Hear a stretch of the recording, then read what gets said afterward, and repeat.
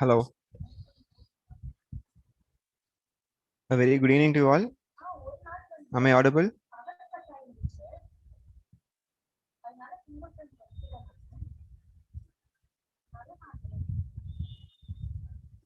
Yeah, thank you.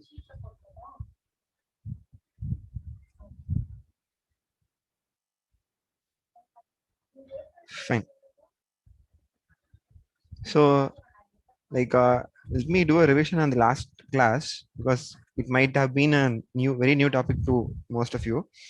Okay, I'll do a revision and then we'll continue with today's topic. So, in the last class, we started with the object-oriented programming. So, actually, I explained what is actually object-oriented programming.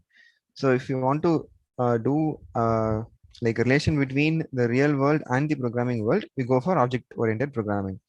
So if you take any application, okay, their focus would be mostly on object-oriented programming. Okay, so any application in the sense you can take any application. For example, like a ticket booking system, okay, where you book a bus, okay, and then like a bus is an object, right? Okay, in a movie, okay, theater booking system, okay, and then in like e-commerce sites like Amazon, Flipkart, okay, so all those everything is an object, okay. So to just to make that relation, okay, we have something called this object-oriented programming. I told that object is an instance of a class. So then what is a class? So class is a like a blueprint, okay, using which the objects will be created. Okay. I also told that blueprint means like it is like a plan. Okay, so if you're building a house, first you'll create a plan, right? Okay, so how many rooms should be there, where the placement should be there, what should be the color, dimensions of each room, okay, and then windows, doors. So a lot of things are there. Okay, so you'll create a plan, right? So that plan is called class. Using that plan, you will build a house. Okay, that house is an object. Understood? Okay. So now the class consists of two things. Okay, so one is the characteristics, another is the functionality. Okay, these both together will form a class, and these are the other names. Okay, characteristics. Okay, so data members, state, functionalities means the member functions behavior. Okay, and then we took an example. Okay, so these are the characteristics, and then for a person we can write whatever functionalities are needed. Those functionalities you can write. Okay, for simple example, we have written this display. Okay, and then by default we have an str method. Okay, so one more thing, if you have any doubts, immediately you stop me. Okay, no problem in that. Okay, so 1 minute.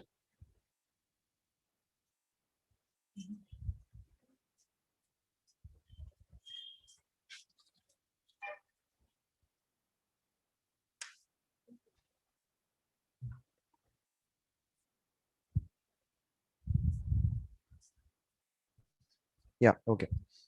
So yeah, so if you have any doubts, immediately you can stop me. Okay, no problem. Yeah, so using this init method, we will initialize all the characteristics of a particular class. Edwin, Edwin,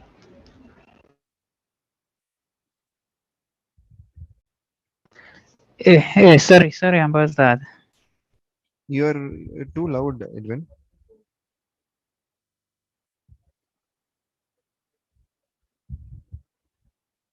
Okay, yeah. So we initialize the characteristics of the particular class using this init method. So this is also called the constructor. Okay, so as the name suggests, it is going to build an object for us. Okay, and this will initialize. So like for age, what value you want, you'll be passing as arguments to this constructor. Okay, so so if you want to build a house means you will specify the color, dimensions, how many windows, okay, what is the type of the material you're going to use, all those things you'll be giving, right? So those are specified as parameters. Okay, and that will initialize and create an object for us.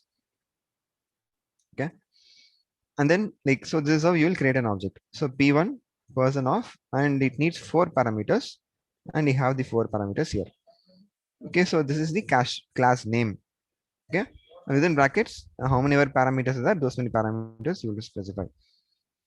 And how to access the variables, the characteristics is nothing but just use P1, the dot operator, and then whatever variable is there, those variables you can access it directly. Okay, P1 dot age, P1 dot gender.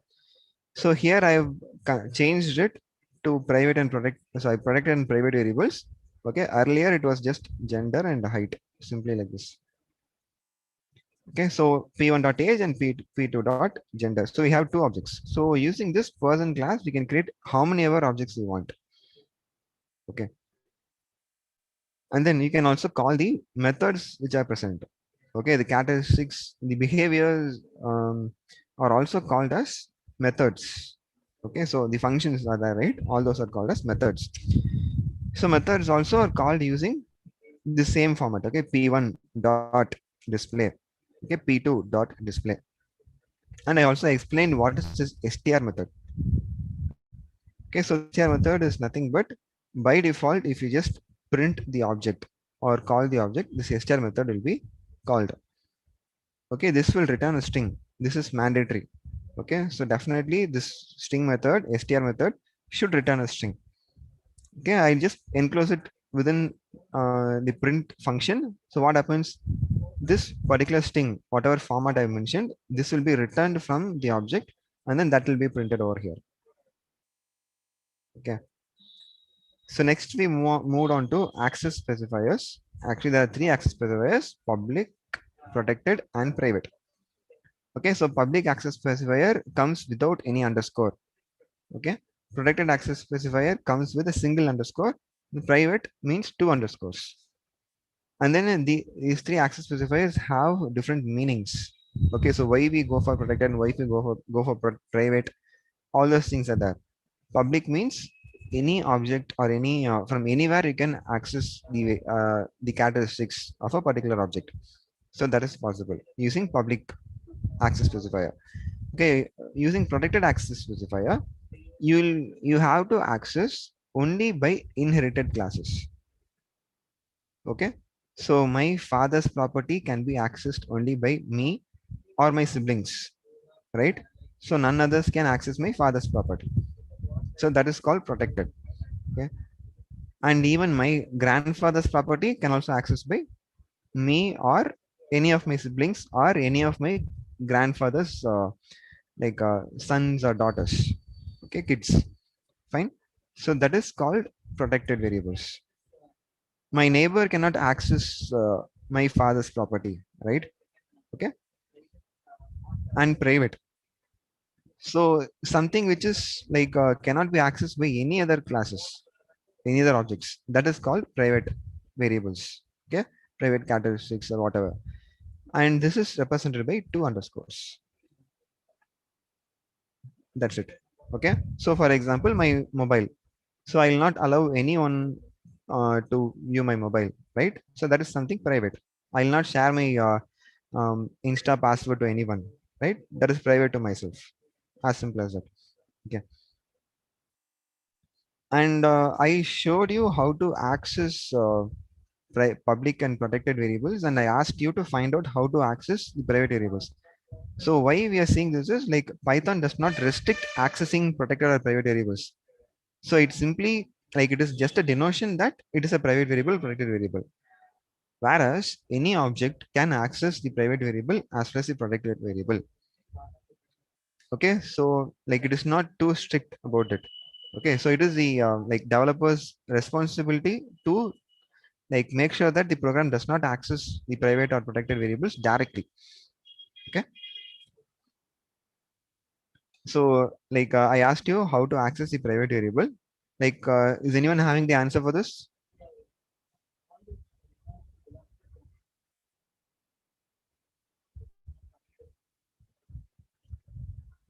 Yes. Did anyone check how to access a private variable from a different location or different object?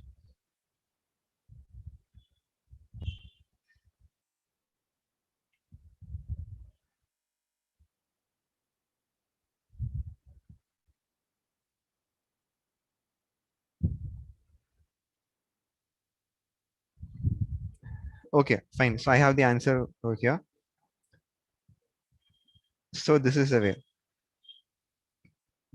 So I have the private variable name, and then so here it is. I've created an object. So this is the main program, right? So p dot, and this is a single underscore followed by the class name. Okay, this is the class name person, and then a double underscore followed by the this is the variable itself. Okay, so you cannot directly access the private variable, whereas in this manner you can access the private variable. Got it? I'll execute this and show it to you.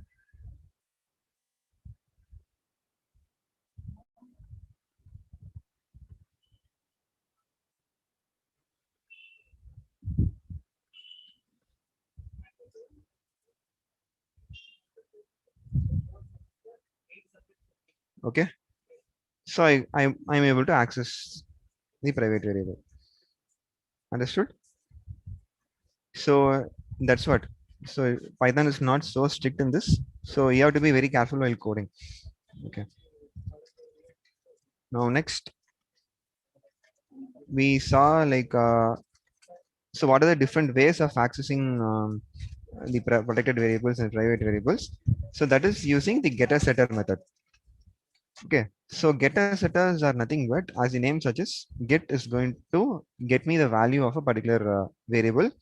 Set is nothing but going to like set means update or modify.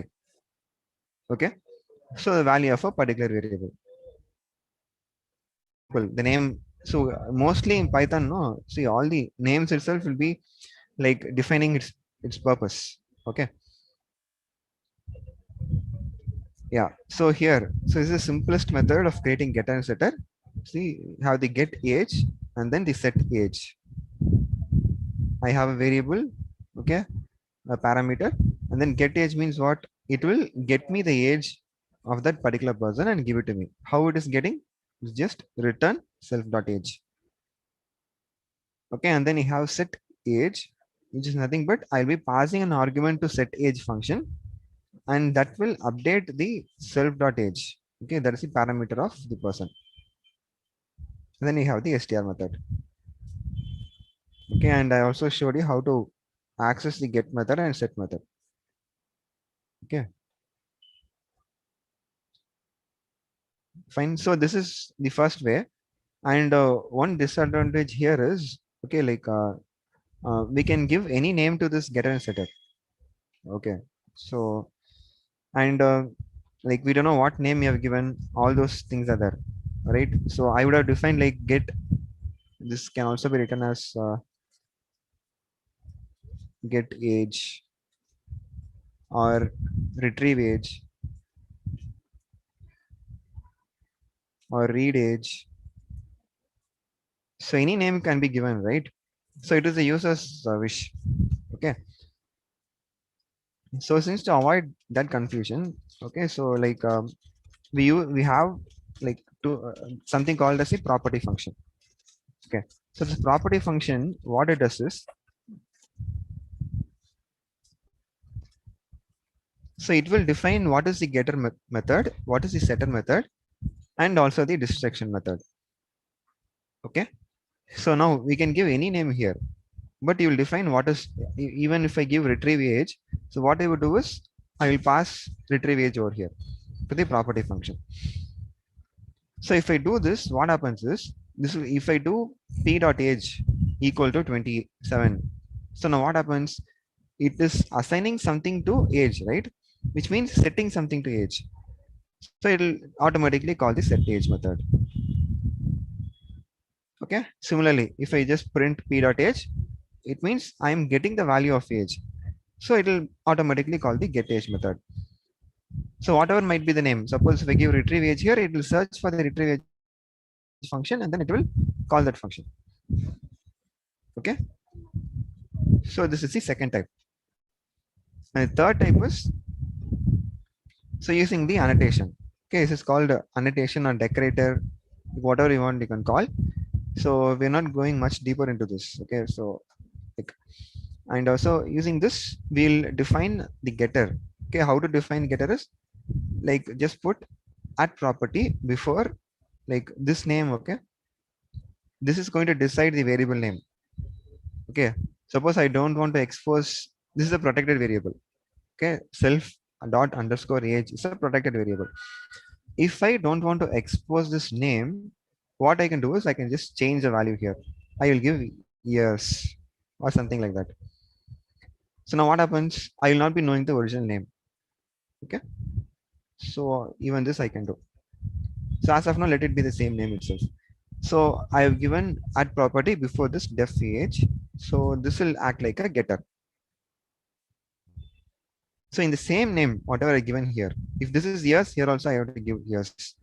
Okay, be careful with that. So just to avoid confusion, just give the same name, age itself. So at age dot setter, which means what, I'm defining the setter function for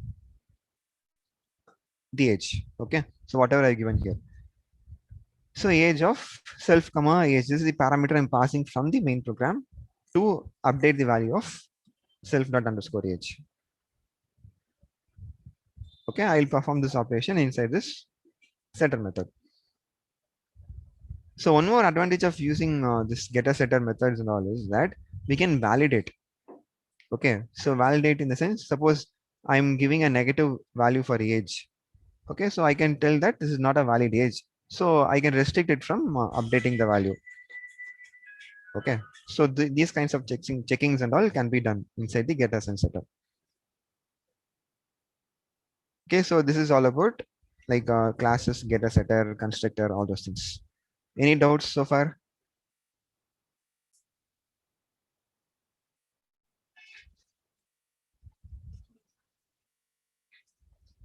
Yes, are you able to follow? So next we are going to see about the data structures. Okay, data structures will involve classes and objects. So all the nodes are going to be represented as objects only. So it's very important to understand this, else it will be difficult to understand.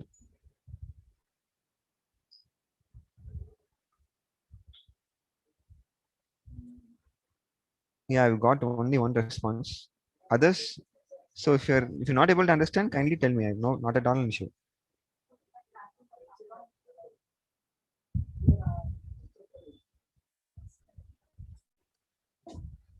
Okay.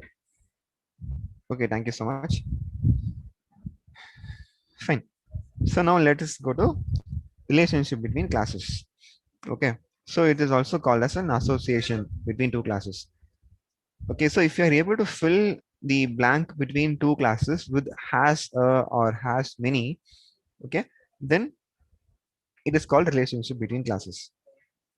And we have two types of like association or relationship, which is aggregation and composition. Weakly associated, strongly associated. Okay, so weakly associated means like if you like delete one like one class, the other class need not be deleted. Okay, so it, like um, composition means like it is strongly associated. If you remove one class, other class also has to be removed or deleted. Okay, fine. So the three types of associations are one-to-one, one-to-many, and many-to-many. Okay, so for one-to-one, we saw ID card, student and ID card. Okay, so here, so we should know how this is associated. Student has an ID card. Okay, this will work fine, right? So if you are able to do the student has an ID card, then you should have an ID card object inside the student class. Okay, so while defining the student class, you should have an ID card object inside the student class. Okay, so because student has an ID card. If it is the other way, ID card has a student, then ID card class should have an object of student. Okay, so you should be careful while defining the classes. And book has many pages. Okay, so here one to many, right? Book has many pages. So yeah, so we'll see how it is implemented. And then we have many to many, we have teacher, student. Okay, so one teacher handles many students and one student is handled by many teachers. So many to many, both the sides, right? So one teacher, many students. Likewise, one student, many teachers. So this is called many to many. Yeah. So then we saw this one, right? Student and ID card. Okay. So we have the student class. I told you that student has an ID card, right? So we have the ID card object inside the student class. We added two more parameters, name and department. And I told you that there would be two scenarios. One is creating the student class first and the ID card class second, or object, sorry, student object first and then ID card object second. So in that case, ID card object would not have been created, right? Okay, the student is there, but the ID card is not there. So in that case, like by default, the ID card would be assigned as none. So if it is the other way, first creating the ID card and then creating the student, now I have the ID card of the student, so I can assign that ID card object to student itself. So that is okay. Directly, the ID card will be assigned to this variable. Okay. Now, so this is the ID card class. So we have like just we added just two parameters. One is the roll number and the is barcoded. Okay, it's just a boolean value whether the barcode is present or not. That's it. Okay. And then we have the str method also for this ID card class. So now what happens over here? This is the student class and this is the str method of the student class.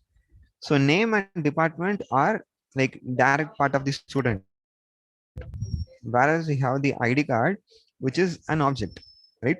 So str of self of ID card. Now what happens since this is an object? So this will call the class str method of ID card class. Okay, so this particular statement will be called. Okay, from here this will be called. Okay, now main program. So in this main program, so since student class and ID card class were in two different files, they act like modules, right? Okay, so we imported the student class and ID card class, and then we are creating object for ID card and then student. So here, since we have created the object for ID card, we are passing that object to the student class directly, student object directly. So if it is the other way, so what happens? We'll create the student first just by passing two values. Okay, name and department. ID card object will not be passed. So later we have to assign like ID card as whatever object has been created. Okay. So that also we discussed in the last class. So you remember, right? Okay. So if we just print yes, okay, this is the object of student, right? So if we just print of yes, what happens? This str method of the student will be called. We have the name and department, and then we have str of self of ID card. So this will in turn call the str of ID card. Fine. So we have the roll number and then the barcode that would be returned to student, this particular part, and the string will be created. And now it goes to the main program and here it would be printed.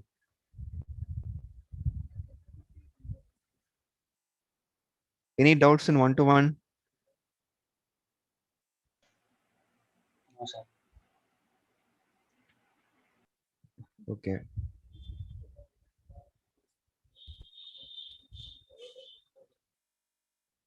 Now the next thing we saw is one to many. Okay. The example which we saw is book has many pages. So it is like book having many pages. So if it is one, then we can create one object and directly like create one parameter. But whereas here it is multiple pages. So what you have to do? We have to make the parameter as a list. Got it? So we have the list of pages, right? So it can be any sequence type. In the sense, like it can be a list, it can be a tuple, or it can be a set. Okay, fine. Okay, so like so we have the list of pages here, and I have initialized an empty list. Okay, so can anyone tell why I have initialized an empty list? I gave an example. I gave an explanation. If it is none, what happens?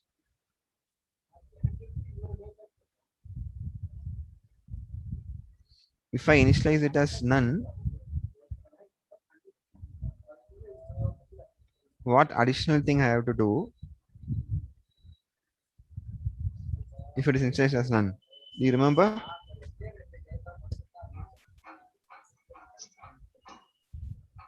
So we can keep adding the pages Yeah, okay. because there are many pages in a book. So we can keep adding the pages. Yes, No, that append. is fine. So what happens if I assign it as none? If I try to add, what it will throw? Error, right? Okay, so if I have not initialized anything, so if I have not passed the third parameter for book, okay, what happens? The third parameter, that is the pages, would remain none itself.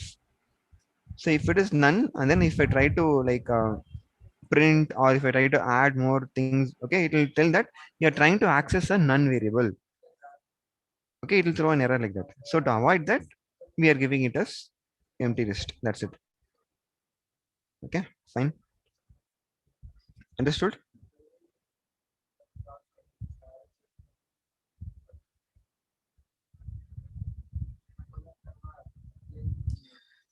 Okay.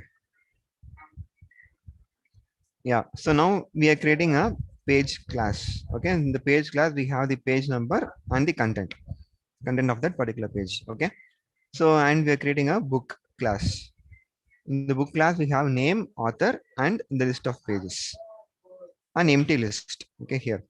Fine. So, yeah. Coming to the like str method of book. So here name and author are directly there. Okay, name and author are directly there, whereas pages, like there are many pages, right? So I have to like format the string as per the number of pages, right? So what I do is just iterate over the pages list and then call the str method of page object, right? So this will for I in self dot pages. So every time the loop runs, suppose if there are 4 pages, okay, and every I value would be pointing to the page object, right? So I'm calling str of page object. So it will call the str method of page, like page object, right? So this will be called for that particular page, the page number and the content would be created as a string and then returned. That is concatenated to this yes. Are you clear in this? Any doubts in this str method? Yes. Can anyone explain this?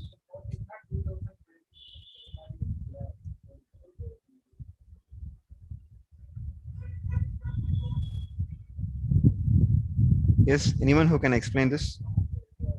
Okay. So Bhumika wants me to repeat. Okay, I'll repeat it. So in one to many, okay, so this is an example for one to many, right? One book has many pages. Got it?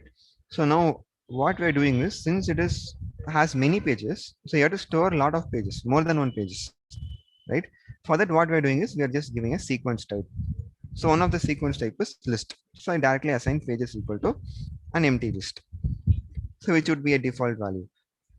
Okay. So now, yeah, let me come from the main program. First, I'm creating a like in the main program, I'm creating a pages list. So initially an empty list, and then I am creating an object every time and then appending it to pages. Okay. So this is the first page. Page number is 1. The content is hi, hello. Page number 2, content is welcome. Page number 3, Python oops. Page number 4, life is beautiful. So there are 4 pages. And then this page list contains 4 pages object. Okay, 4 page objects. Sorry, 4 page objects. It contains 4 page objects. Now I have created all the pages. Now I have to like pass it to the or I have to bundle it as a book. Okay, so that is what I'm doing it over here. So book, I'm giving the name Harry Potter, okay, and then the author name J.K. Rowling, and then pages. Fine.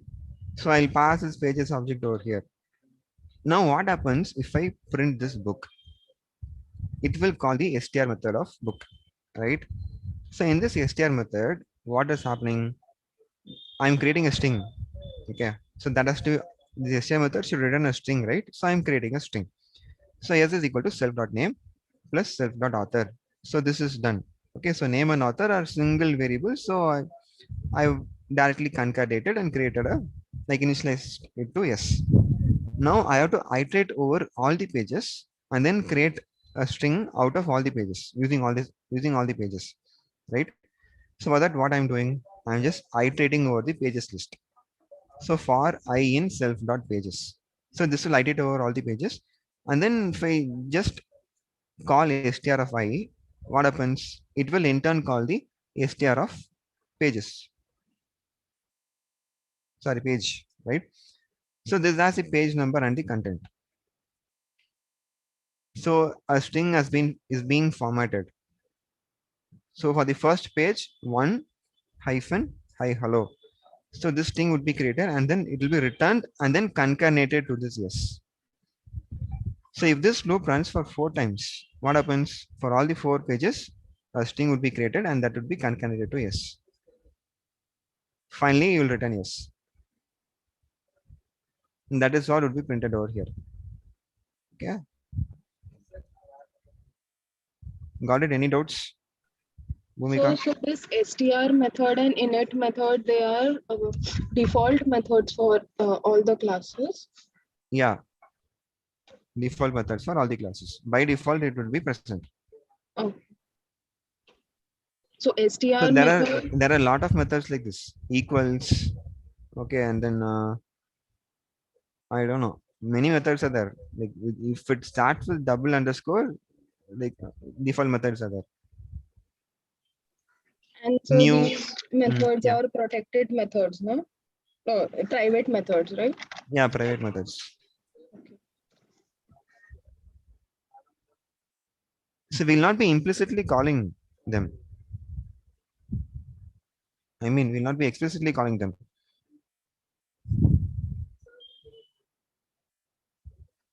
Okay, so if I just put book, it will like it will implicitly call str method.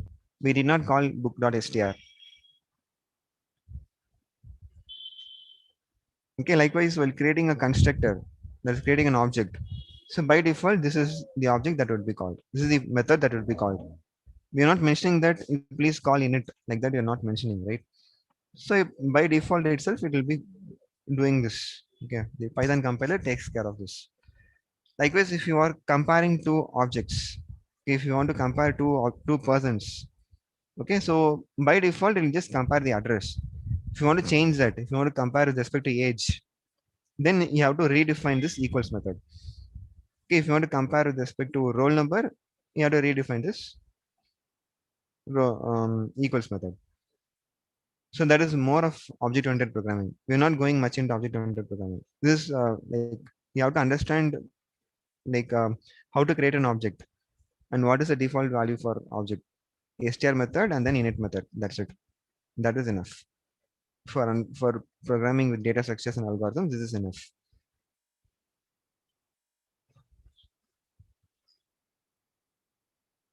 Understood? Yes, sir.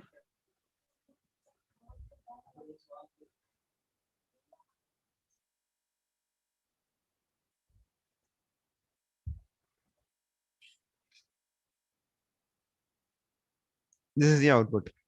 Okay.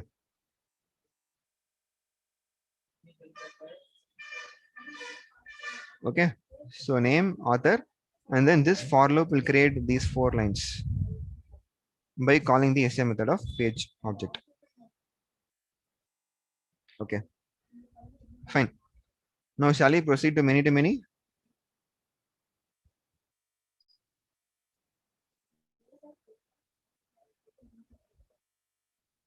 Yes, sir. Okay. So many to many, like we have one faculty. We can take the same example. Okay, teacher, student. Okay, one teacher can handle multiple students, and one student will be handled by multiple teachers. Right. So how to like give a mapping between this kind of like relation, many to many. So for one to many, we had this, right? Like one book having many pages. So we create a page list and then added as one of the parameters to book. So like that, what is the possibility or how to like what is the logic? How to implement this many to many relation?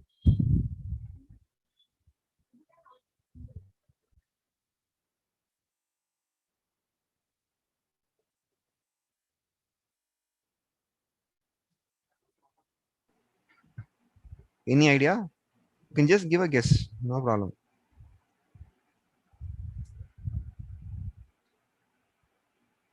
Can we use dictionary, sir? You can use dictionaries. Okay. So which like how? What are the value? What is the key? What is the value? Tuples and lists. Sorry. Tuples and lists. Key as tuple. No, no, no. I'm asking which object is the okay. Tuple means what are the like what values are there in the tuple and what values are there in the list.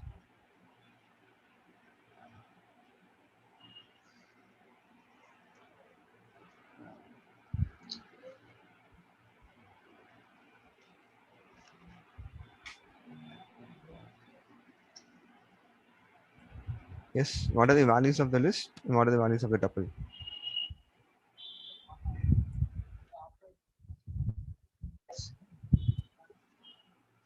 Any other idea?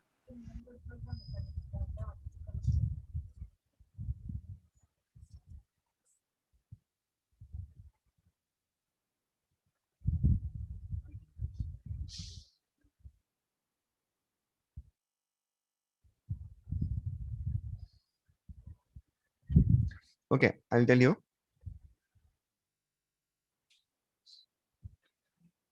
Harsha, you can unmute and answer.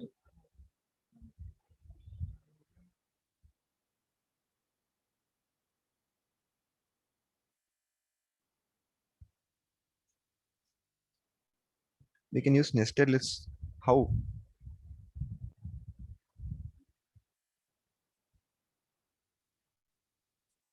Okay, fine. I'll tell you.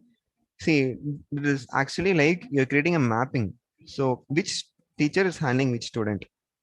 Okay, and like there'll be multiple mappings, right? There can be like okay. So suppose there are four teachers. Okay, T1, T2,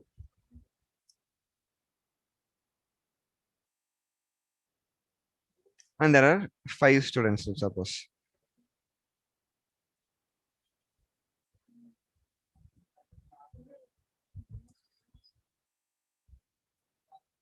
and I have a mapping.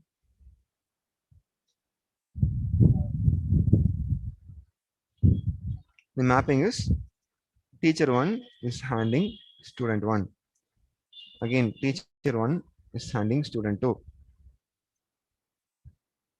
Okay, and then teacher two is handling student one, and then teacher two is handling student three, and again teacher two is handling student five, and then teacher three is handling student two, teacher three is handling student five, teacher four handling student four. So like this, I have the mapping. Okay, so which teacher is handling which student. So like how many ever mappings are there, those many entries I'll be having, right? So like to accomplish this, what I have to do, so there'll be totally three classes. One class is for teacher, other class is for student, And there will be a third class which will just have which teacher and which student, that mapping alone. Okay, so which is a mapping class, which is also, we can also call it as a bridge class. Okay. Okay, I'll tell you how to implement this.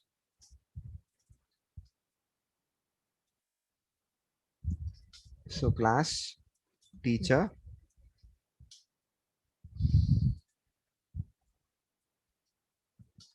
unit of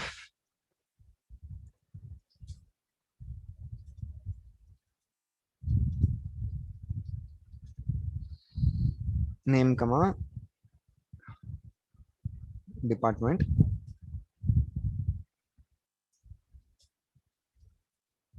and you can see there are no parameters with respect to student at all over here. Okay, so this teacher has only the parameters with respect to teacher, that's all. Okay, I'm not going to create any relation between teacher and student in the same class. So that I'll make it external. Okay, not inside the class.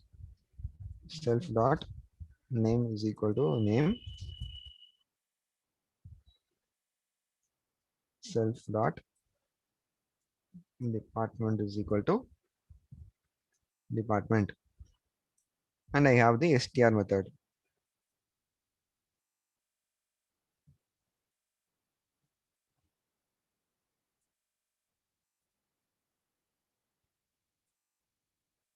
Return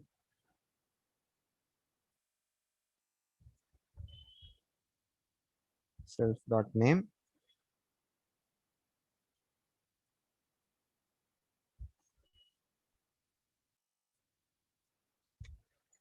self dot department.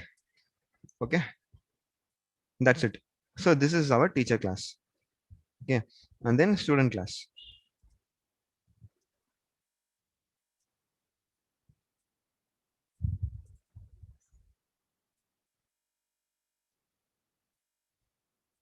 Self name and then roll number. Okay,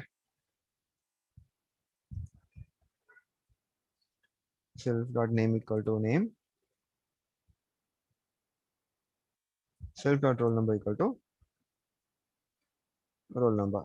Okay, and then we have the str method,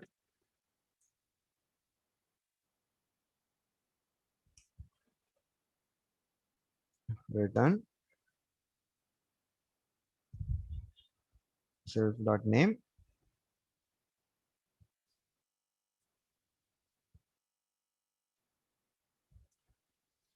self dot roll number. Fine.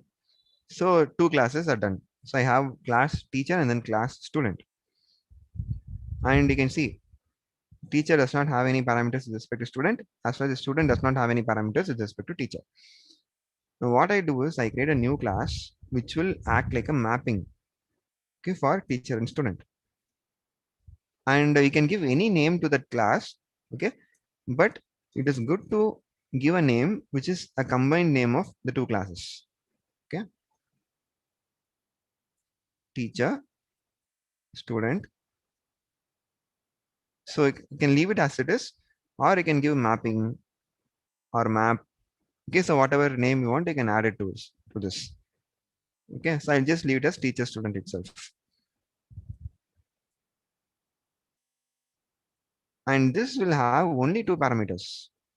So what are the two parameters? Can anyone tell? Yes, what are the two parameters of teacher Teacher and student? student, Sorry? teacher and student Yeah, name. very good. That's all. Teacher object, not teacher name. Okay, it is a teacher object. Yeah, object. Okay, and then the student object. That's all. Self dot teacher is equal to teacher, student is equal to student. That's all. No other parameters than teacher student. So which teacher is mapped with which student? That mapping alone this will have. Now I'll do the str method.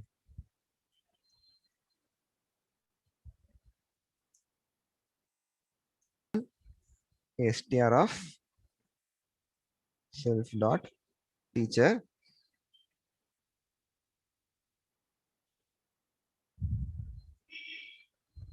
str of self dot student, and that's all. Okay, so now this str of self dot teacher, what it does is it will call the str method of teacher, and the str of self dot student will call the str method of student. So it will have this formatting. Okay, name department of teacher hyphen name department of student. Okay, we'll see the output and we'll understand. So now let me create. So there are multiple teachers and multiple students, which means there is a list of teachers and there is a list of students, right?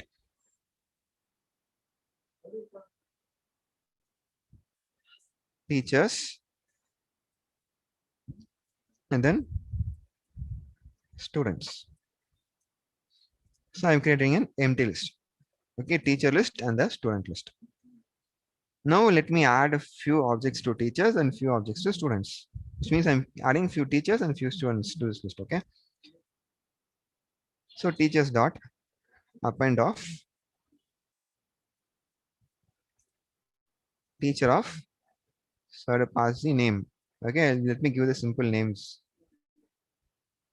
T1 comma department math department. Okay, I'll create some 4 teachers, T2, T3, T4. Science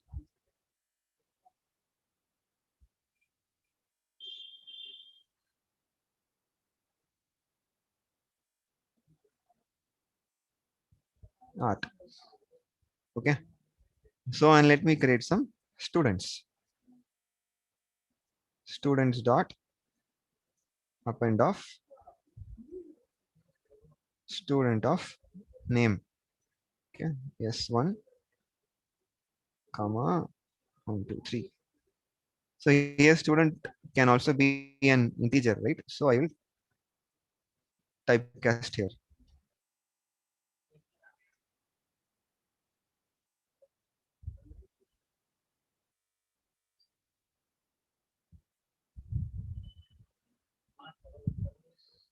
I'll create some 5 students. Okay,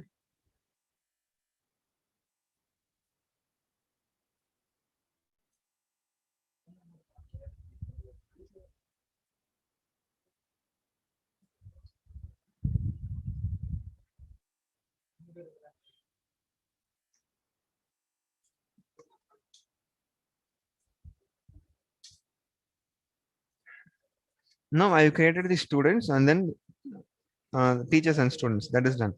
Now I have to do the mapping. Okay. So like there are multiple teachers and multiple students, right? Like that they have multiple mappings also. See, we have multiple 4 teachers, 5 students, and then you have these many mappings. Okay, 8 mappings are there. So like similarly I have to create some stuff mappings. That's all. Okay,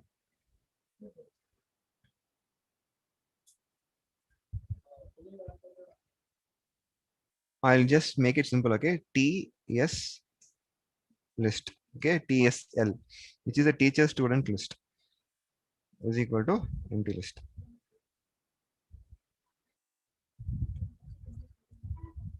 So now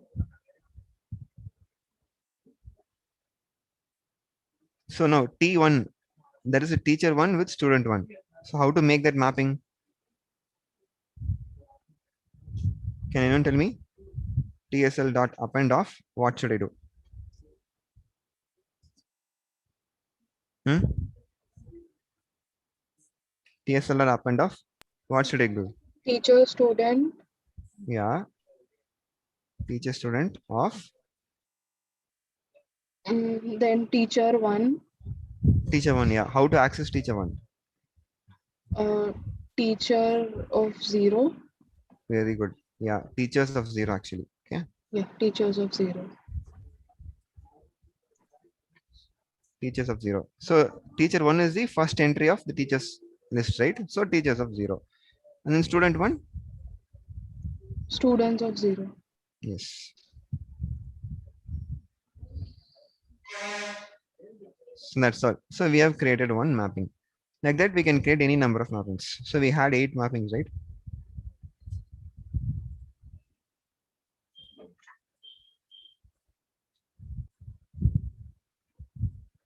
Let me create some 5 mappings. So randomly, I'll just change, okay? Teacher 1, main 1, 3, 2, okay?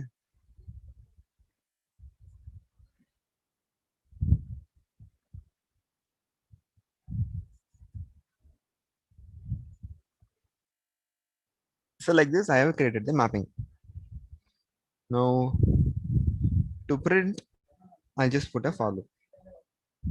For I in TSL print of I. That's all. Okay.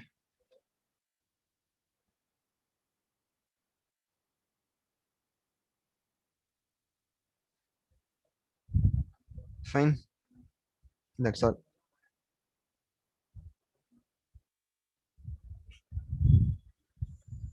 So any doubts in this? Anyone?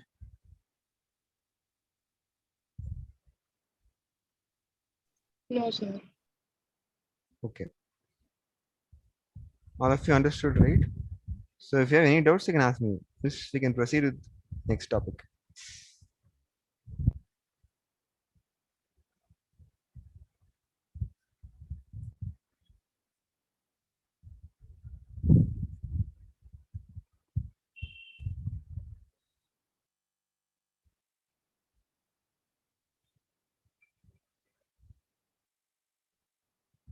Okay, fine.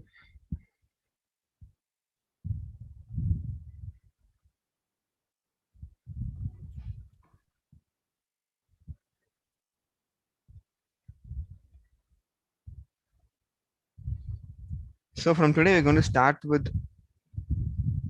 data structures.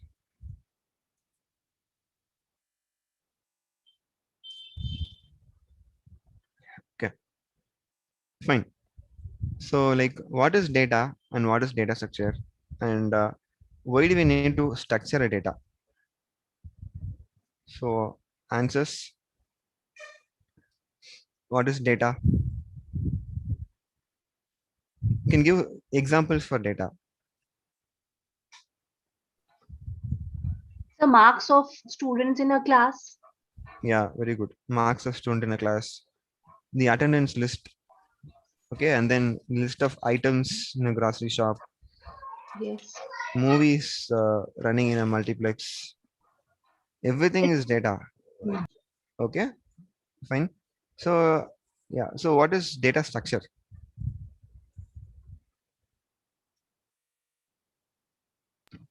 I think if we are able to read any data in a proper format, then we can say it's structure, like Okay, correct, in correct. the form of like Very good. tables which we have in graphs and all. Yeah. So the example itself, like you have a list of marks. Okay, so that list is a data structure. Okay, so list of movies. That list is a data structure. So if it is randomly placed in a sheet, so you just take a sheet of paper and then write instead of writing it in order, you keep writing it randomly wherever there's free space, keep on writing. Okay, so that is not properly structured, right? So the best example is your kitchen. Okay, so just go to the kitchen and see how the things are arranged. Okay, so you have the plates arranged in one place. Okay, you have the grocery items arranged in one place, vegetable, fruits separately, right? So even among the vessels, okay, you can see all the plates will be arranged together, and then the cooking items will be arranged together. Cooking vessels will be arranged together. Okay, so and you can also see in the like in the grocery items, will be grouped together. For example, the masala items, salt items, all those things will be grouped together. sugar, coffee powder, tea powder will be grouped together, right? Okay, so that is called data structure. So with that example itself, you can tell me, why do we need data structure? What is the purpose of data structure? To organize data. Yeah, organizing data is called structuring the data. I'm asking why. For easier access. Yes, very good. What do you mean by easy access?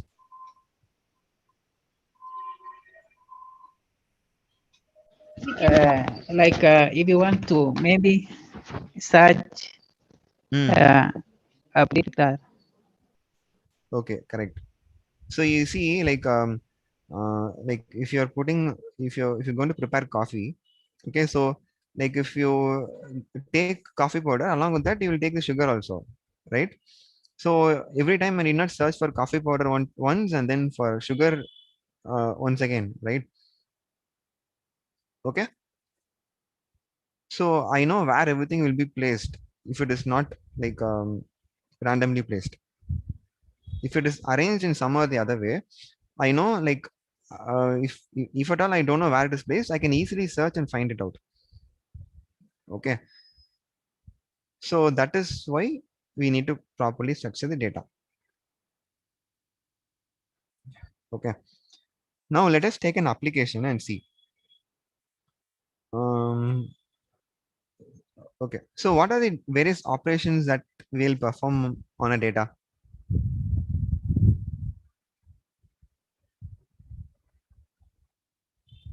Yes. What are the various operations that we'll perform on a data? Have you heard about this CRUD operations?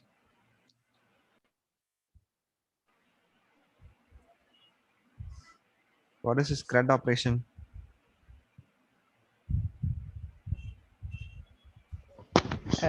Create, read, update, delete. delete. Yes, very good. Yeah. Create, read, update, and delete. Apart from this, there are a lot of operations, but these four are the basic operations. Okay. So apart from this, we have filtering, sorting, reversing.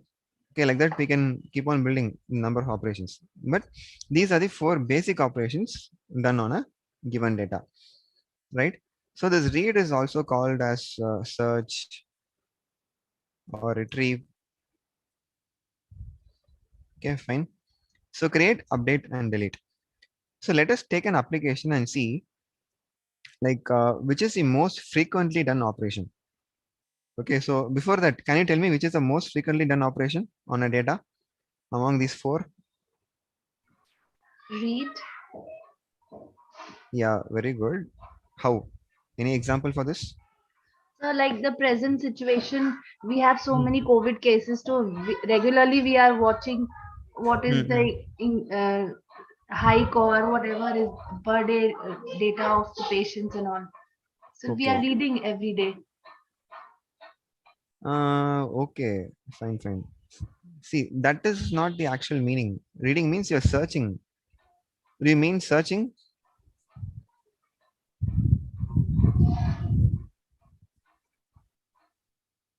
Mm. Reading means reading the news. Are you talking about reading the news or like actual Sir, meaning for reading is searching? Okay. sir, Yeah, yeah. yes, sir. Sir, for updation and also for deletion, we need Hmm. to read the data first, sir. To update something, we have to read it first. Hmm. And also to delete something, we have to read it first, sir. Yeah, very good. Fine. Okay, so let us like assume that they are independent. Okay, update and delete are independent. They they don't require read. Let us assume that. Now tell me which is the most frequently done operation.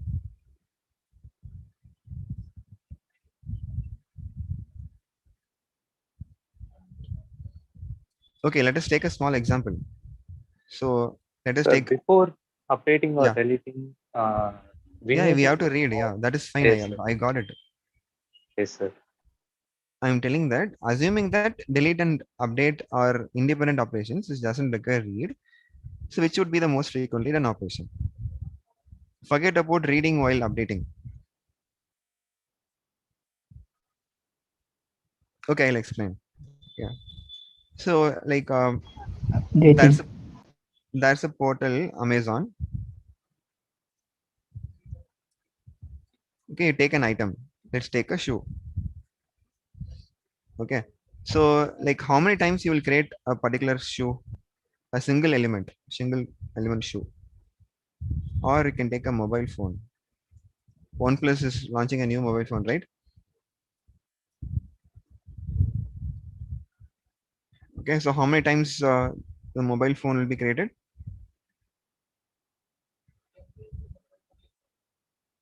How many times it will be created? Hello. So Can you once. repeat the question? Yeah. My question is, if like from the Amazon point of view, okay, so like to make a particular item visible for the users, you should first create that item, right? It should upload the details of that item. Okay. So for example, it is creating a mobile, new item, mobile. Okay. So how many times this mobile they'll create this item? How many times they'll create this item? Creating means they're not manufacturing. Okay. So in that portal, to make it visible to the users, they will just add an entry, right? Okay. One So time, sir. yeah. So only once creation happens, right?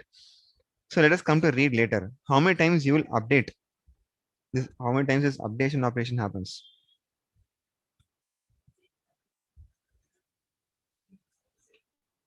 Many times. Many times, but occasionally, right? Not always we they'll Yeah. update. Okay, if there Whenever Yeah. is required. whenever there is they want to impose some discount to it, or during a big billion day. Okay, so like that they will, like occasionally they will do the updation operation, right? And regarding this deletion operation, Once. yeah, only once. Sometimes they won't do that also. They'll just mark it as sold out, right? Okay, so like if you see these three operations, and these three operations are done from the back end, like there'll be a group of people from the Amazon team. Okay, so they will be doing these three operations. Okay, whereas this read operation is done by the user, right? So user from user's point of view, this read operation is done, and that too, how many times it will be done? Any number of users can search for an item any number of times, right? Okay, during like any big offers and all. So like why does the server hang? What is the reason for that? So millions of users are trying to access that particular item, right? So within 10 not even 10 minutes, okay, within 1 minute all the items will get sold out, and the server sometimes would get like they'll stop working, right? Okay, so that is because like so millions of users will be accessing for that particular item at a single point of time. So this read is the most frequently done operation, and that too this is done from the user point of view. So if there is any lag in this read operation, what happens? It means there's a loss in, it'll lead to a loss in the business, right? So they will look for some other portal which is faster than Amazon. Okay, so that is why proper structuring of data is very important. Okay, so even though it takes a lot of time to create, or it takes a time to update or delete, okay, so anyway these three things, if they are going to take time, it's not like um, going to make any big change in the thing, right? Because they are from the back end, so they can understand. So if creation takes more time, it means reading will take very less amount of time. Okay, understood why we are going for data structures? If the data is structured properly, this particular operation becomes much faster. Okay, so this is the introduction about data structures. Now let us see the concept. So there are different data structures. Can you list down all the data structures?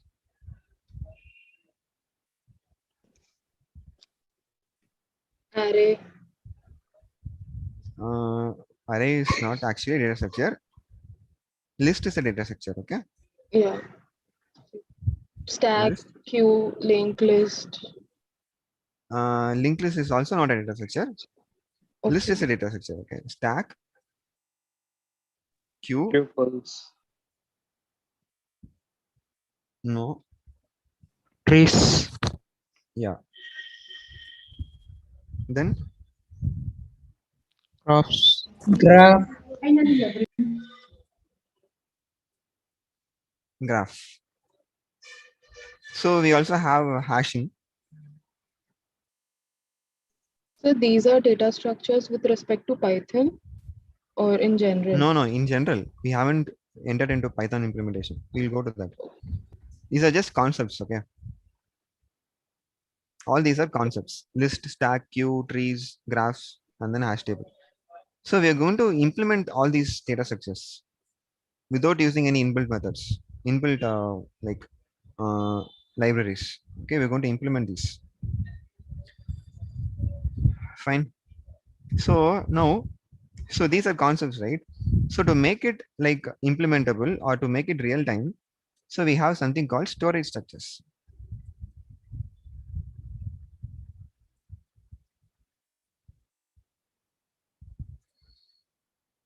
Okay. So storage structures. So in other languages, we have arrays and we have arrays. Okay, whereas here we have the list itself. Okay, sequence type list is there, right? So that one. And then we have the linked list.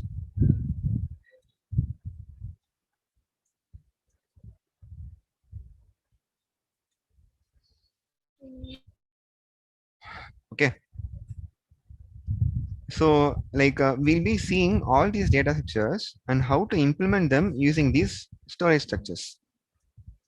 We have already seen the list sequence type, right? Okay, so in the list sequence type, you are able to create a new item, append a new item, insert, okay, and then update. All those things we saw, right?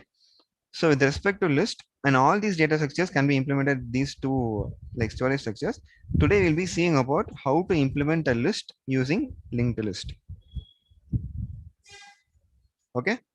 In the further classes, we'll be seeing how to implement stack using list, stack using linked list, queue using list, and queue using linked list. Like that, we'll see how to implement all these data structures using these two storage structures. Okay, these two are with respect to Python. Okay, and these these topics are with respect to like these are general. Okay, different data structures available. The, the concepts. Okay, like understand the difference. What is data structure and what is storage structure? So can you explain storage structure? What I'm not able to understand the difference. Storage structure is for implementation purpose.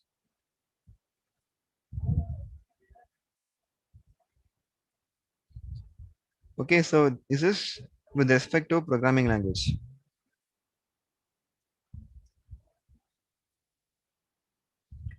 So if we take C programming, we have array and then linked list is same. Okay, linked list is same in all the things. Okay, so in Python we don't have like implicitly we don't have arrays. We have to import like some other libraries like NumPy. We have arrays like that. We have to implement and then use arrays. But whereas we can use the list itself. So we need to implement these data structures. We need something with respect to programming language, right? So to implement a logic, okay, so if we use condition statements, we use looping, all those things we use, right? Similarly, to implement these like concepts, these data structures, we use these storage structures. This is with respect to programming language. Okay, understood? Okay, fine. 1 minute.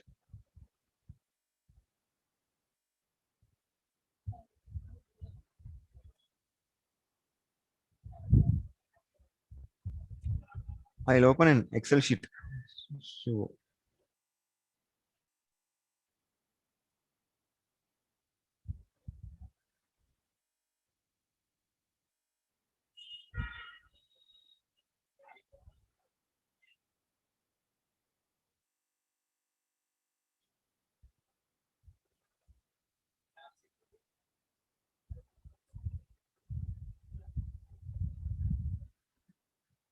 Okay, so I'll make use of this Excel sheet to like explain these concepts.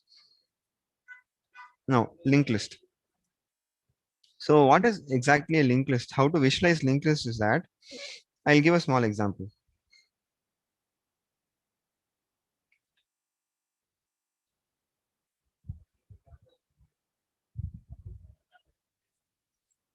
Okay, suppose this is a cinema hall, or suppose this is a theater, okay, for like kindergarten students. Okay, so suppose a teacher is there who takes care of these students. Okay, and suppose there are 5 students.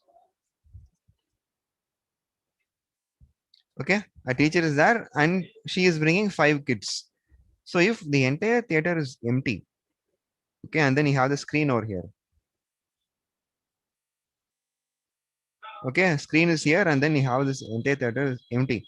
So to easily manage them, so how will she place these students? And teacher is not going to see the movie. Okay, she's not going to sit anywhere inside. She has just come to monitor the kids, to take care of the kids without losing them. So if the entire theater is empty, so how will she make them sit?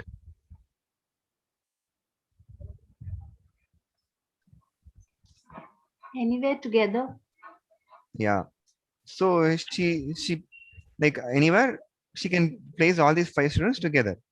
So in a sequence manner, right? So all these 5 students will be placed over here. Suppose. So this is something looking like an array, right? Sequence type. Not sequence type in the sense like sequentially, continuously they are arranged. Okay. So now looking it from a different point of view. Now let me mark some places. Okay. So I'm marking. So wherever I'm marking X, only these places are free. Rest all the places are occupied.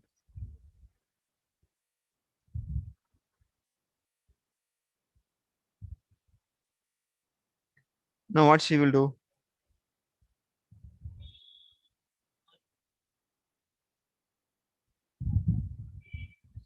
What will she do?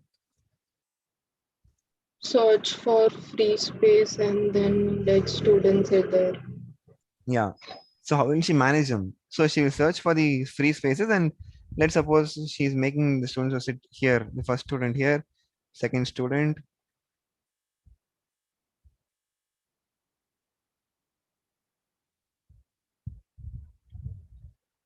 third student, fourth student, and how will she manage them after making them seated in this manner?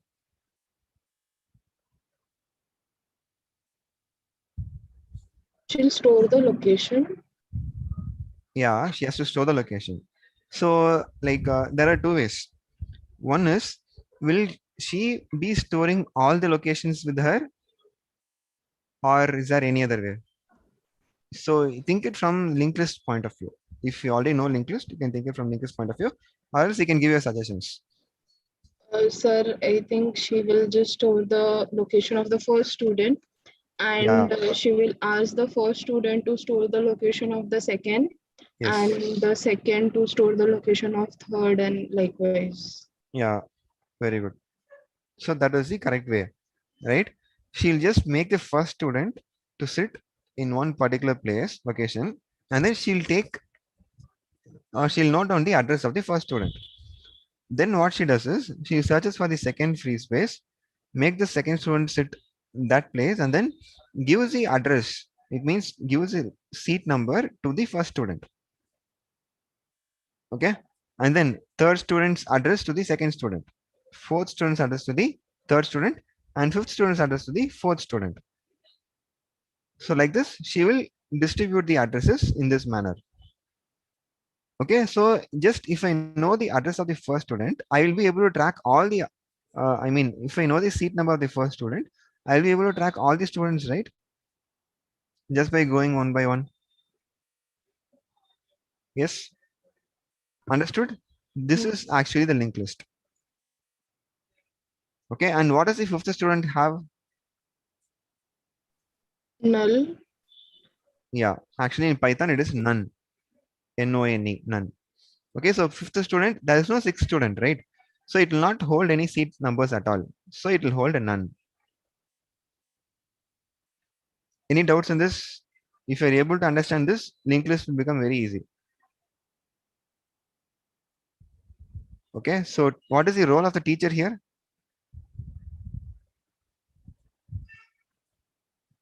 Yes. What is the role of the teacher here? To store the address of the first student. Yes, that's all.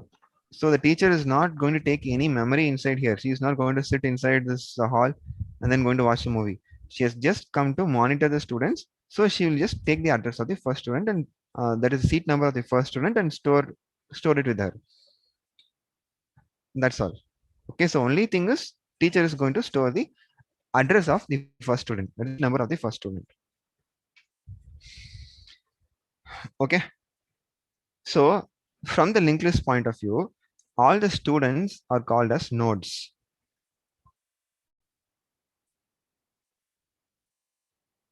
Students are called as nodes.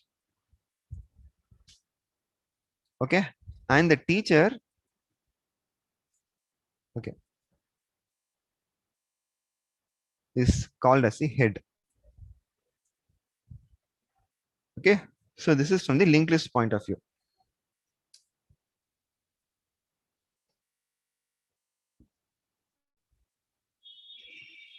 Understood?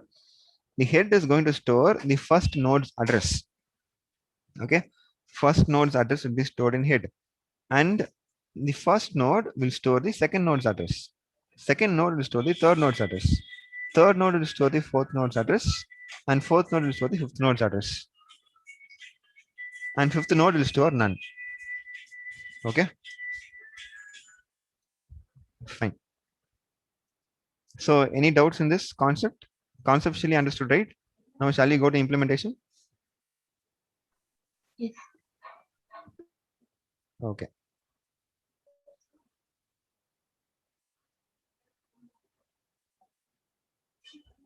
Now, so first what we need is we need a node. Okay. So node, I'm going to create it as a class. Node. And then, so like what are the parameters of the node?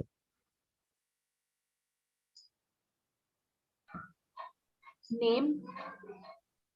So suppose if it's a student. Okay. Name of student. Yeah. So we have like we can store the entire details of the student. Name, roll number. Okay. Which class he's studying. Okay. All those things we can store. Fine. So as of now, for simplicity, let us assume that there is only roll number. Okay. So shall I make it student itself? Okay. That'll be better, right? But actually you have to visualize it as a node only. Shall I make it student or a node? Which will be better? So you can write node and in bracket s or underscore s, something like that. Okay. So n underscore, yes.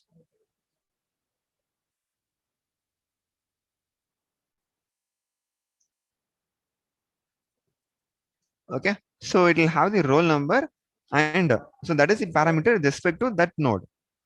And there will be one more parameter, which is nothing but the reference to the next node. Fine. So there are going to be two parameters.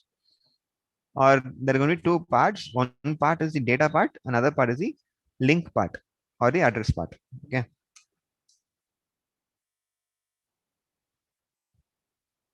Unit of self, comma. So roll number, I will make it as data itself. Okay. Comma link. So this link is nothing but address of the second node, which is the next node. Okay. Not second node, next node. Okay.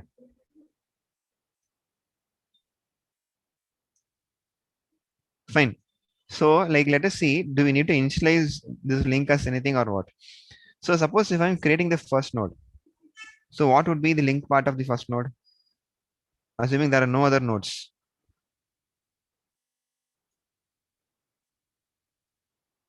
I'm creating a fresh new first node. That's all. No other nodes are there. 2, 3, 4, 5 yet to be created. Anyway, I have to create one by one only, right? I cannot create all the nodes at a time.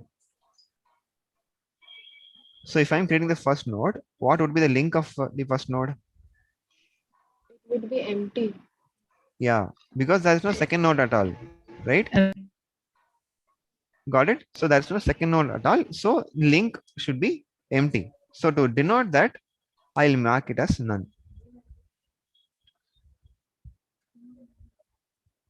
Fine. So, And then self dot data is equal to data. Then self dot link is equal to link.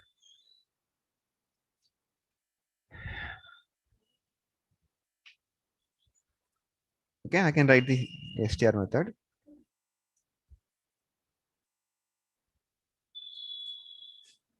So in the str method, I'm just going to write print the data. That's it. Okay. Return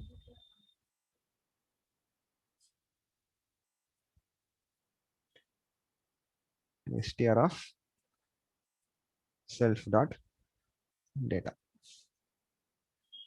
I'll just return the data. So whatever it is, if it's an integer, also not a problem. String also not a problem. Okay. Anyway, I'm converting it to string. Okay. So now next, what we'll do is we'll first list down what are the operations that can be performed on a linked list.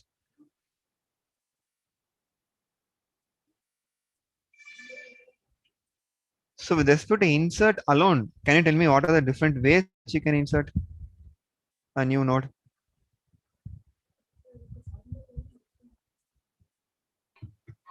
so in the front, in the middle, in the end. Yes, nice. Okay, first adding at the end.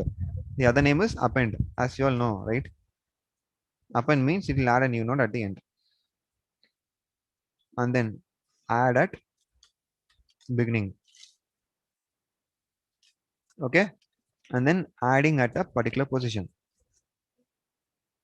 So you can mention the position where to add, and in that particular position, a new node will be added. Another type is adding after the position.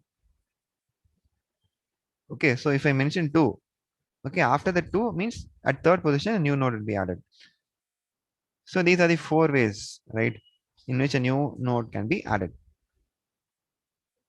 So similarly, we have deletion also. So this is deletion at end, deletion at beginning, delete at position, delete after position. Okay, so we can add more operations like update, before that search,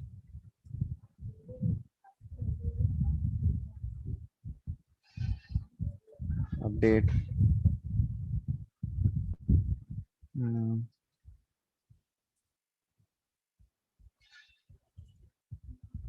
One more type of addition is also there. Adding, sending. Okay, add in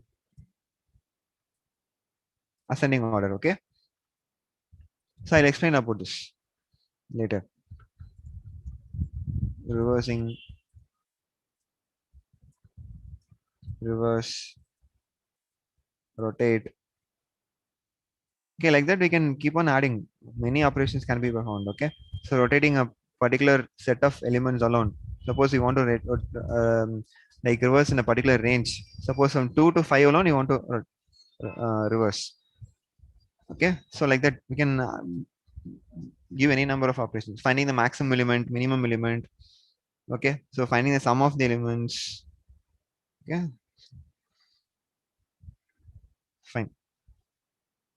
So let us see some like some basic operations, and so it is all like logic only. So we'll like see how to implement all these logics. So now node is done. So now coming to the linked list class.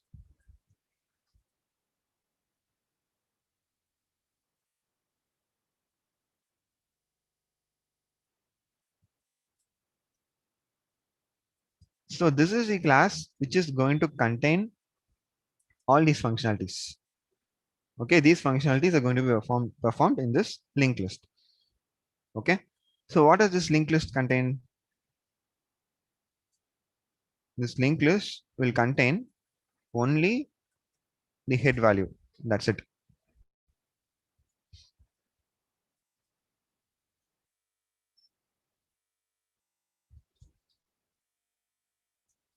Okay.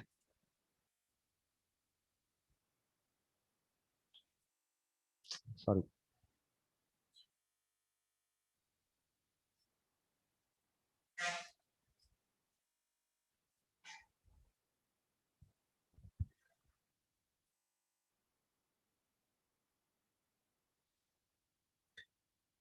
So only using the head, we can access all the other elements, right?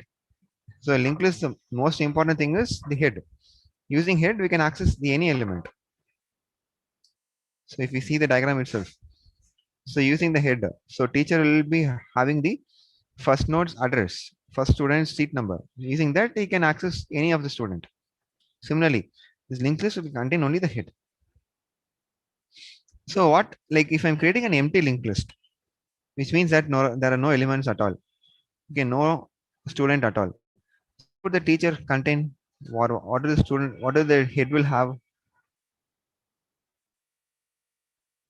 if the data is not yet created? If none of the nodes are created, what would the head like? What would be stored in the head? None. Yeah, none. So it is empty, right? So it should not point to anything else.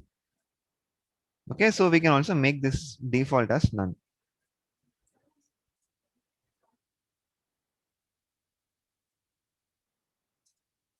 Okay. Now we can write the append function. Def append of. Okay, now let us come from the main program. So to create a linked list, so it's very simple. Just write L or head, okay, is equal to linked list of. Okay, so now we can see that I'm not passing, or I'll not make it a set. Okay, I'll make it as linked list itself. LL. Okay, so you can see that LL equal, and I'm not passing anything. So what would be assigned to head? None, right? Because the default value is none. Okay, so head will be assigned as none. So it means I have created an empty linked list. So very simple. Just create an object for linked list. You have an empty linked list. So next,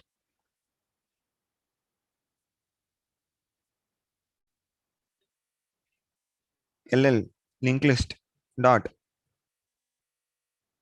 append of. So I should pass some data.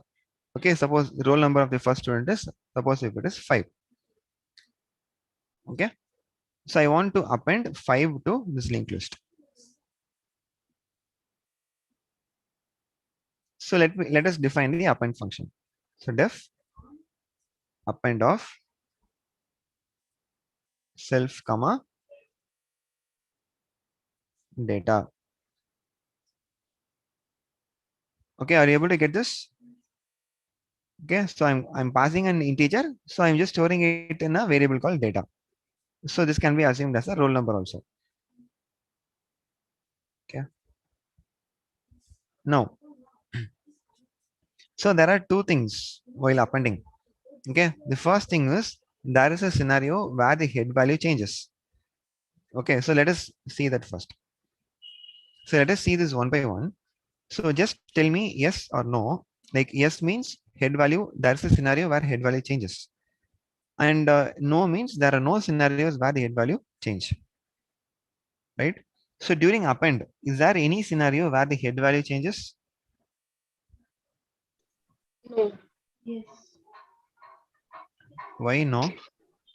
Because append is adding at the end position. No? Yeah, I want, if there is at least one scenario also, you should tell yes.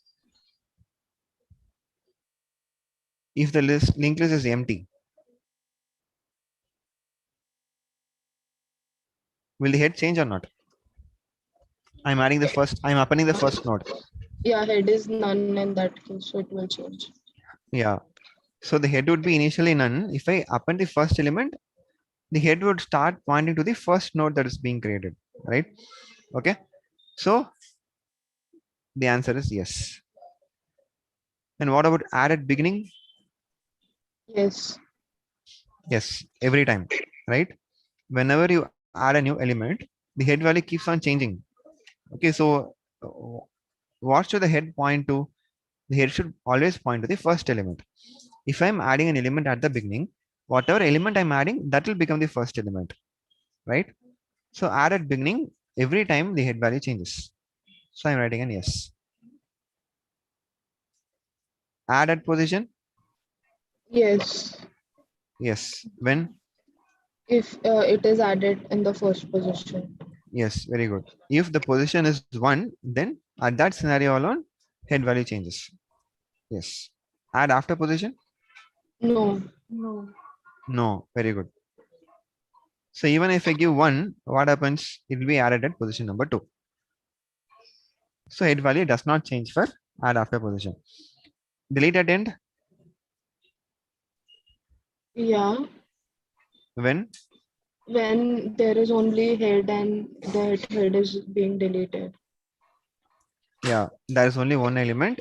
Okay, and then that element is also deleted. Then head value changes to what? None. Yeah. So yes, over here. Delete at beginning? Yes. Yes. Delete at position? Yes. Yes. The position is 1. Okay. Delete after position? No. No. Even if I give 1, the same scenario over here. Okay. And adding in ascending order. Okay, I'll explain this function. Suppose if the linked list is empty, so I'm adding the first element. Suppose if it is 5, so that is the only element, so it will be added as the first element. Okay, suppose if the second element I'm adding is 8, so I'm going to add it in ascending order. So it should be added after 5, right? So because 8 is greater than 5. The next element which I'm going to add is, suppose if it is 3. So I'm creating an ascending order linked list, right? So where should 3 be inserted? Position 1. Yeah. So it is before 5. If I'm adding 7, Between 5 and 8. yeah, between 5 and 8. So this is actually ascending order linked list. Okay, so whenever I add an element, I just check the order where it has to be inserted, and in that particular position, I'll be adding that element. Okay. So is it an yes or no here? Yes. Yes. Yes. And for search? No. No. Update? Yes. No, I'm just going to update the data. Then no. Okay, so data alone will be updated. So node will not change. Okay. Sorry, no. Reversing? Yes. Yes, it will change. Rotate also, Yeah. it Yes. will change. So, Yes. so if you're updating, like in this example 3578 you've given, and suppose if you update 7 and if you make it 2, 1. so it will Okay. come in the beginning, so it will change, no? Okay, I'm just considering a normal linked list. I didn't consider this ascending order linked list. That's why. Okay, so if it is in this case, then it'll just change. So what I meant in update is that I want to just change the value of a particular node. That's all. So in case of ascending order linked list, it will change. Yeah. Okay, I just update in normal linked list. Okay.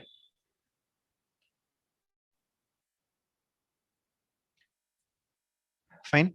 So why we saw this yes and no is that, so we might need like a situation like we want to separate out the conditions where the head value changes and where the head value doesn't change, because in append the head value does not always change, right?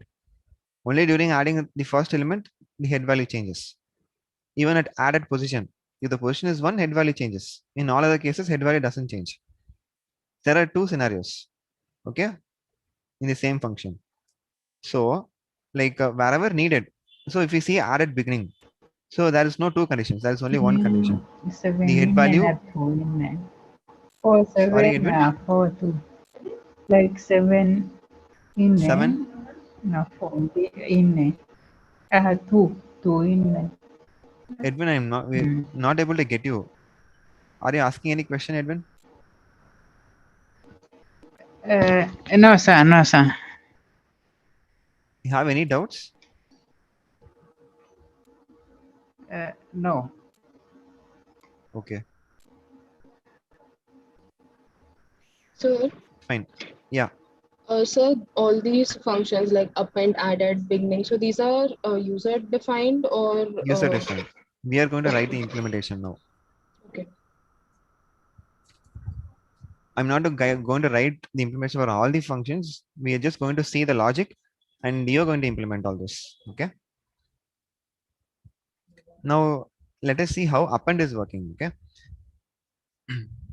Yeah. You're going to define the append function. Now we have passed the data. Okay. So like when do we know that it is going to be the first data it's going to be inserted? Or if you want to change the question, when do we know that the linked list is empty? And it is none. Yes. And that is the scenario where the head value changes also, right? So I'm going to make it as a separate condition. So tell me how to write the condition to check head is none or not.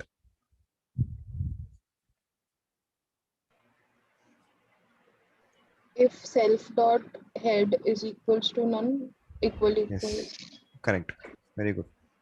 If self dot head double equal to none. Okay. So while creating a node, we need to do 3 operations. One is you have to create a node by creating a new node. Okay. Fill the node. So if you create an empty node, so what should be there inside that empty node? Should have the data and the link, right? So if it's a new node, the link is definitely going to be none, right? Because like after that, there are no other nodes during append.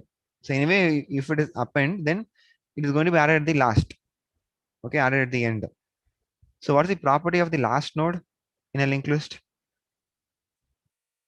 No The link, address. Link is yeah, none. link is none, right? Okay.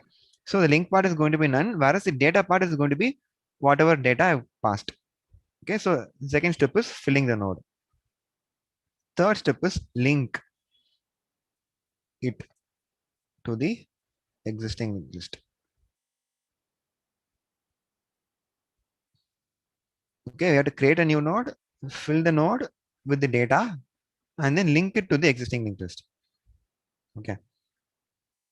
Now, let us see how to do that. So like I want to create a new node.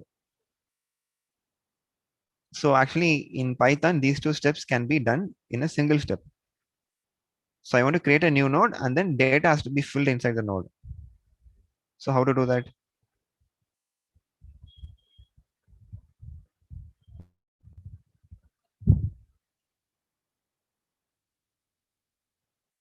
It is simple. I just need to create a new node. That's all. An object for new node. NN is equal to, how will you create an object for the node? NN equal to, Node, yes. str self data. huh? It's I'm going to none. create an object, right? As Node, yes, right? Node S of data. That's all.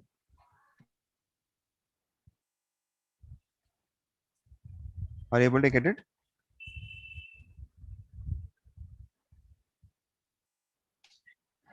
Yes or no? Okay, let us see from the memory point of view. Okay, then you will understand it better.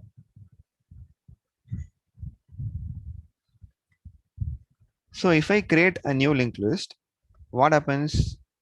Head will be created, right?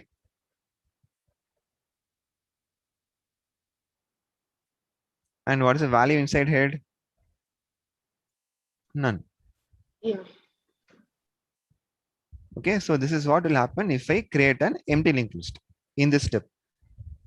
So once I keep on appending, new nodes will be created, and then the head will start pointing to those data to those nodes. Okay, that is the second part. So first part is creating an empty list. So empty linked list. This is what would happen. Okay. Now what would happen in this step?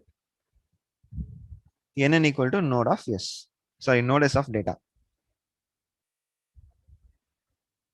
A new node will be created, right?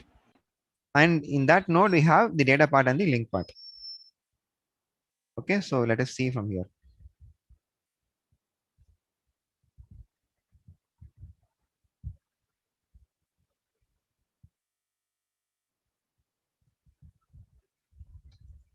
So this is data and this is the link.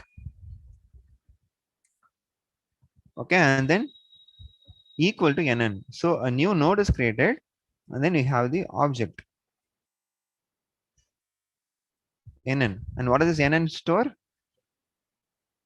So you have to visualize it how we visualize the list. Okay, a new object is created, and then we assigned it to. If we assign to list, what happens? The base address will get stored, right? You remember that? Yes, sir. Yeah. And we have passed data. What data we passed? 5, right? So what happens? A new node with the value 5 would be created, and then link by default it is none. So we haven't passed anything to um, like pass anything to node for link, right? So by default it is none. So none will be stored.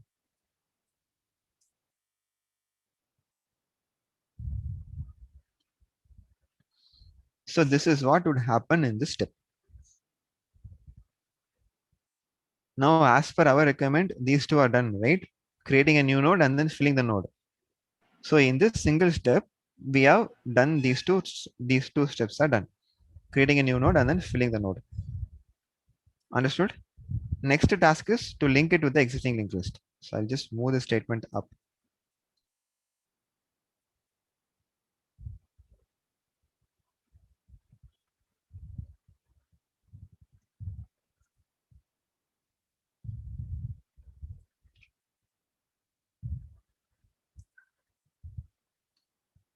Any doubts so far? I created and then link filled the node. Okay. Till this is fine. Now what?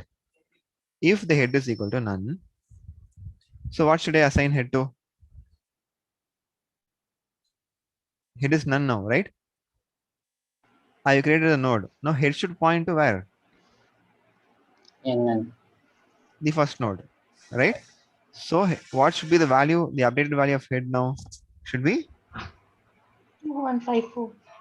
2157, not 54. Okay. So head should point to the first node, 2157.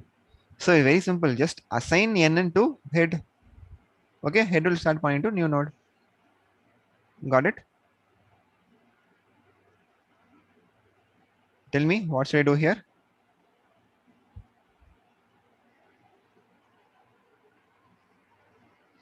Self dot head equal to NN. Very good. That's all. Okay, so now this is also done. Now I have created the first node. Understood, right? This is creation of the first node. Now let us create few more nodes.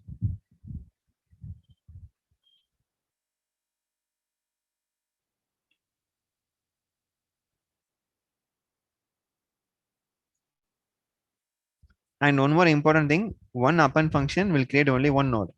So if you want to create 4 5 nodes, you have to create the append function 4 5 times. Okay.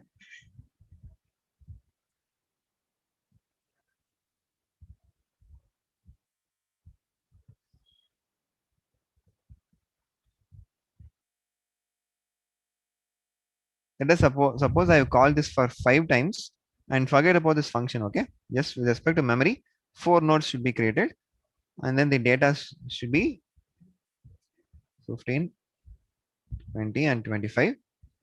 And now let us fill the link part. Okay, yeah, tell me what should be the link part of. Suppose this is the first node, this is the second node, third node, and the fourth node. So what is the link part of the first node? 2160. Yes, 2160. So now this first node is pointing to the second node. What is the link part of the second node? 2163. Yes. 216. Yeah. Okay, now second node is pointing to the third node. And third node's link part. 2166. Yes. Nice. Okay, 2166. Okay, like third node is pointing to the fourth node, and fourth node, there is no fifth node. So what is the link part of fourth node? None. Yes. Okay. So are you able to visualize how the linked list would be created? Now, if I create the fifth node, okay, so where does the change happen? In the link of the fourth node. In the link of the fourth node. Very good. So I have to make a change in the link of the fourth node. What is actually the fourth node with respect to the existing linked list?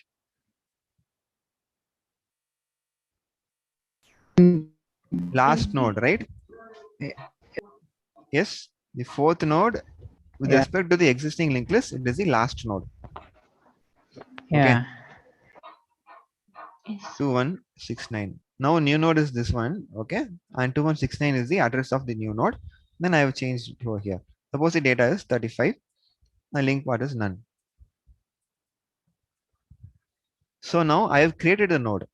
Now how to implement this is, first of all, I should search for the last node in the existing linked list. So how to do that?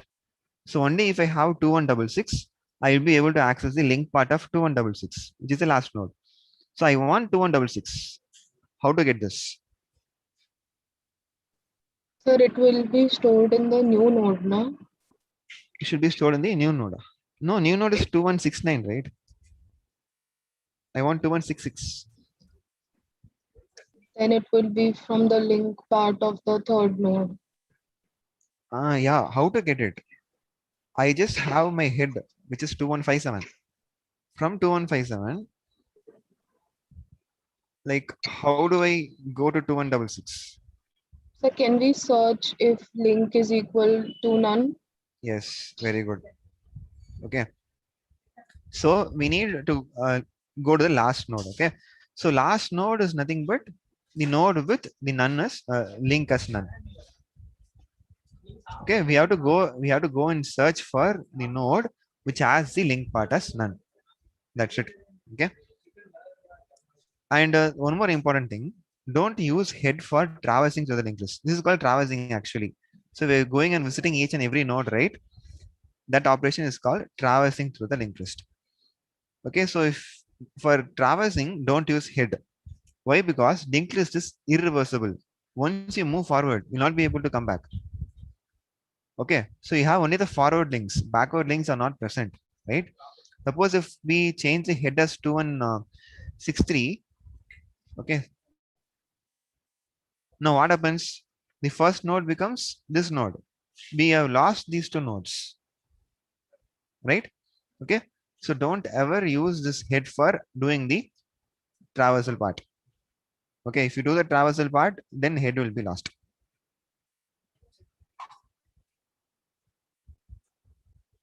Okay.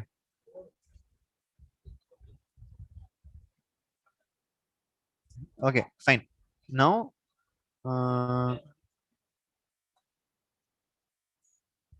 so how to achieve this traversal?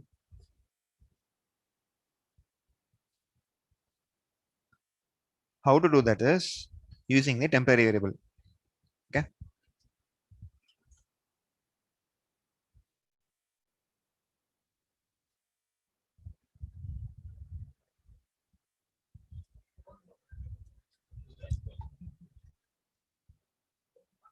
Okay, so temp is equal to, so I'll just initialize temp as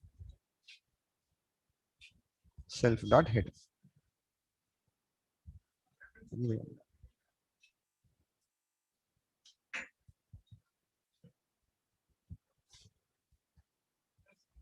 Okay, now like temp is like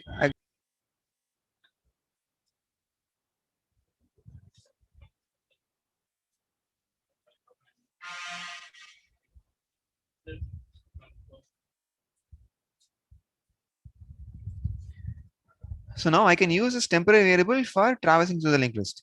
Change this is not going to affect the linked list at all, right? I want this head to be preserved. That's all. I've just stored it inside temp and then I change this temp. Okay. So now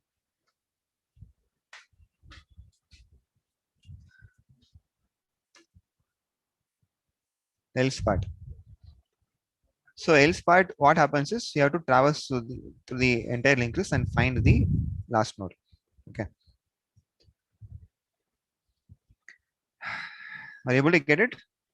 Any doubts so far? Now I'm going to write the logic for traversing to the last node or traversing to the last node.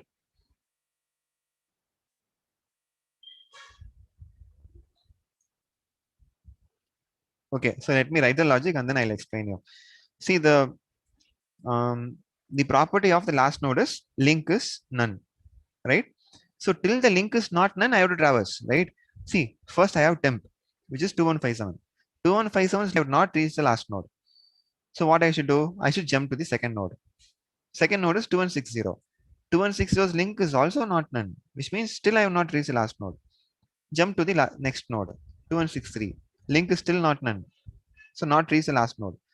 So go to the next node. So now it is none. So I can stop there. So till the link is none, okay, becoming none, I should keep on traversing. Okay. So I don't know how many times I'm going to iterate. Okay. So for that purpose, I'll use the while loop. I have to use some looping, right? So if condition is not sufficient for performing this multiple times. So while my condition is going to be temp not equal to none. So if it is not none, I will keep on iterating. Once it reaches none, I will stop the loop. That's the condition, right? So if it is not none, I will jump to the next node. Currently, I am pointing 2157. How to point to the next node? Tell me. How to make temp point to the next node?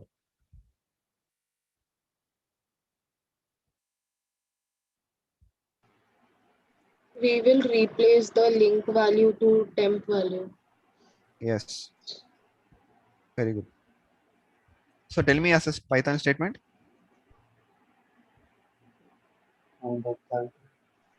Temp Hmm. equals to self dot link. No. See, temp itself is 2157 only, right? 2157 of link, which is nothing but temp of link only. Oh, yeah. I mean temp dot link.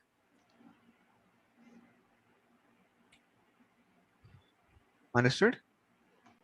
So that's it. This is the logic to reach the last node.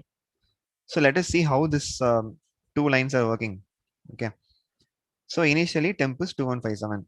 So what is 2157? Sorry, here 2157 dot link. So what is 2157 of 2157 dot link? It is, yes, you can answer. 2160. Yes, 2160. Is the condition true? No. Condition is true. It is not equal to none. Okay, sorry. Yes, while condition is true. Yes. While condition is true. Okay, so temp of link is 2160. Not equal to none, condition is true. So it will enter inside the while loop. Temp equal to temp of link. So temp of link is 2160. Now what is the updated temp value? Yes. 2160. Yes. Very good. 2160. Again while condition, temp is 2160. Here is 2160. Off link 2163.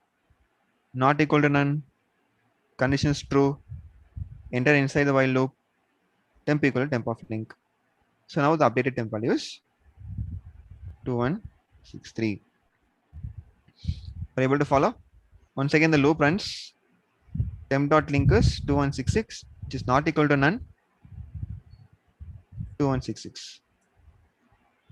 Once again, the loop condition 2166 of link, which is none. Now what happened to the condition? False, right? It is equal to none, whereas the condition is not equal to none. So condition is false. It comes out of the while loop. So when coming out of the while loop, we can see that temp is pointing to the last node. So it means that I have reached the last node. Now what should I do? Once I reach the last node, I have everything else ready. I have the new node, data is filled, all done. And I have reached the last node also. What is the next step?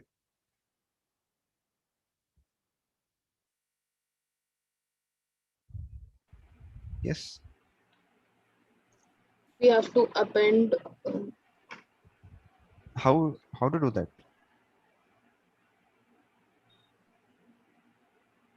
See, last node should point to the Yeah, so we new have node. to change the none to the new address. Yeah, that's it.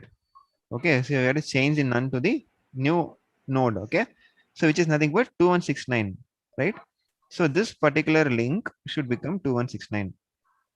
How to do that? Tell me. What is the statement?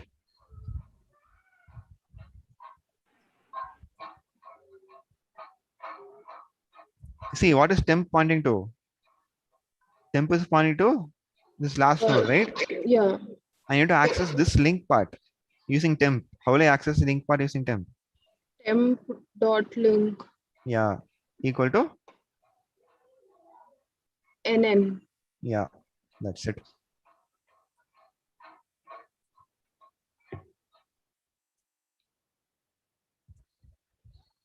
So this is your append code.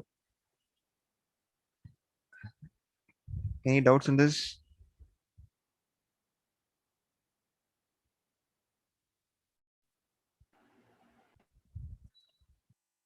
Are you able to follow?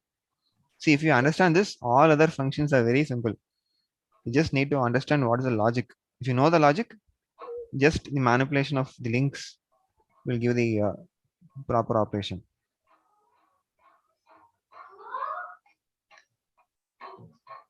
Yes. Any doubts, anyone? Are you able to follow? Yes, sir. Okay. Others? Yes, but it is little confusing. Okay. So which part is confusing? You want me to explain again or what? No, sir, I think if I'll do it again myself, then things will be little more clear. Yeah, that's great.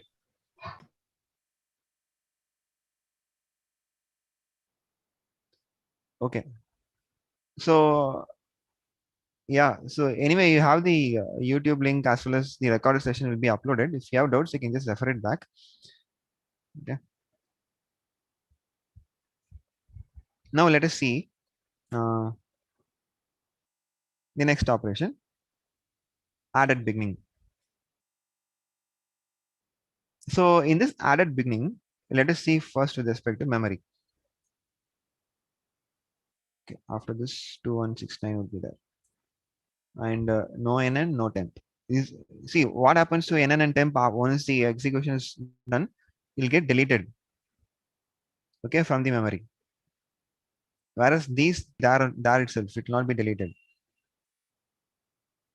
Okay, so all these temporary variables, this data, temp, okay, all these will be deleted from the memory. Whereas objects, whichever value you create as objects, that will be there in the memory. Okay, it will be dynamically created. Okay, fine. So if I'm performing add at beginning, suppose over here, suppose NN is 3156. and you have the head and all those data are there, and then suppose this data I'm going to insert is 40, and then link part is empty as of now. I'm not giving anything. Okay, so as of now, assume that it is empty. Now tell me, what all changes will happen to perform array at beginning? So head will change Yeah, to what? 3156. Yes, correct. But if I change head first, like what will happen to the rest of the nodes?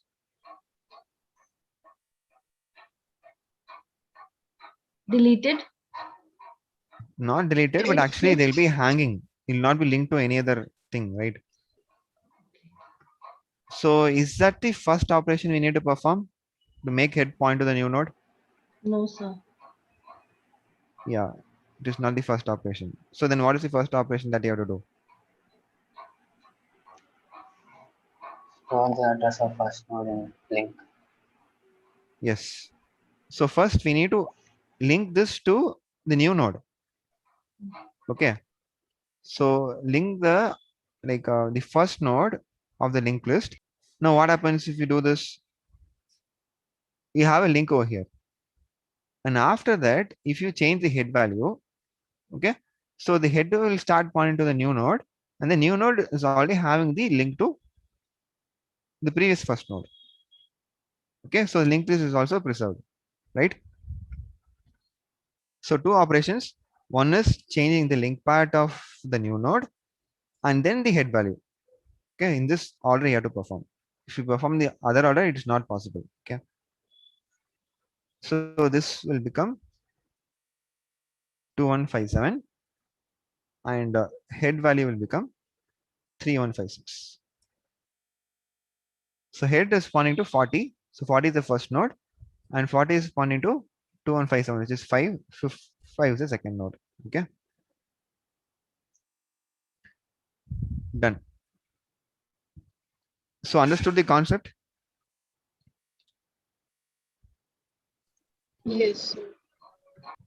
Okay. Now tell me the implementation. Def added beginning self comma here also only data. Okay. So what should we do first?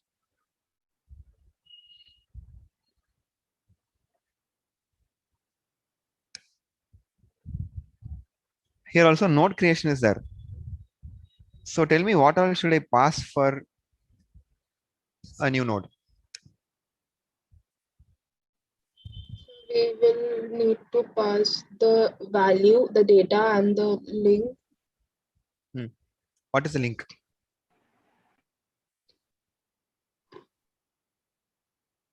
See here and tell me. The link uh, which is stored in the head. If you don't pass anything, it will be by default assigned as none. But whereas I want this to be filled with the head value. Okay, head value was 2157. That one only I wanted to be filled over here also. So what I do is I just override the default value. Default value was none, right? So I'll write with head value. Okay, so I'll tell you how to do that. NN is equal to node s of data, comma. So how to pass the head value? Self dot head. That's all. So in this step itself, two things are done. One is node creation. Okay, three things actually. Node creation. Sorry. Data also has been like added to the data part, and then it started linking to the existing linked list. Okay. Now the task is what? You have to change the Head address. Head, yeah.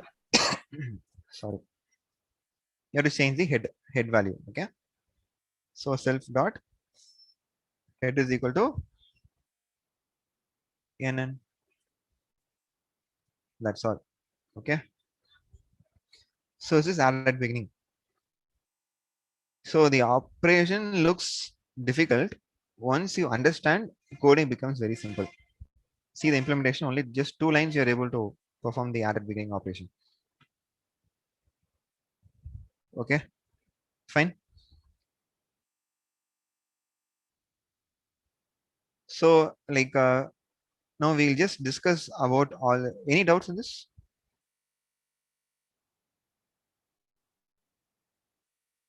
No, sir.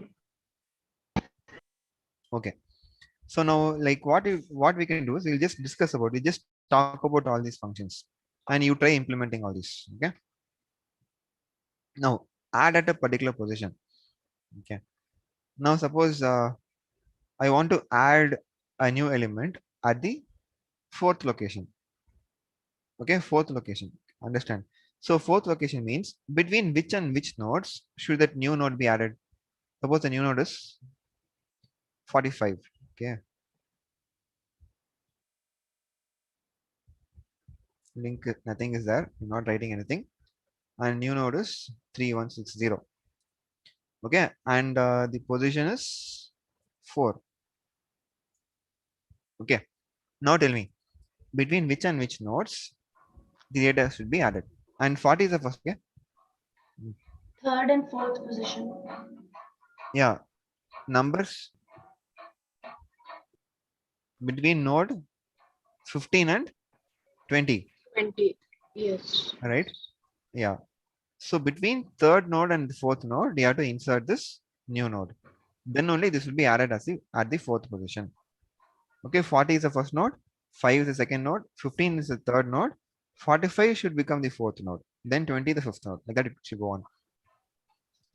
So now tell me what all changes are happening or should happen.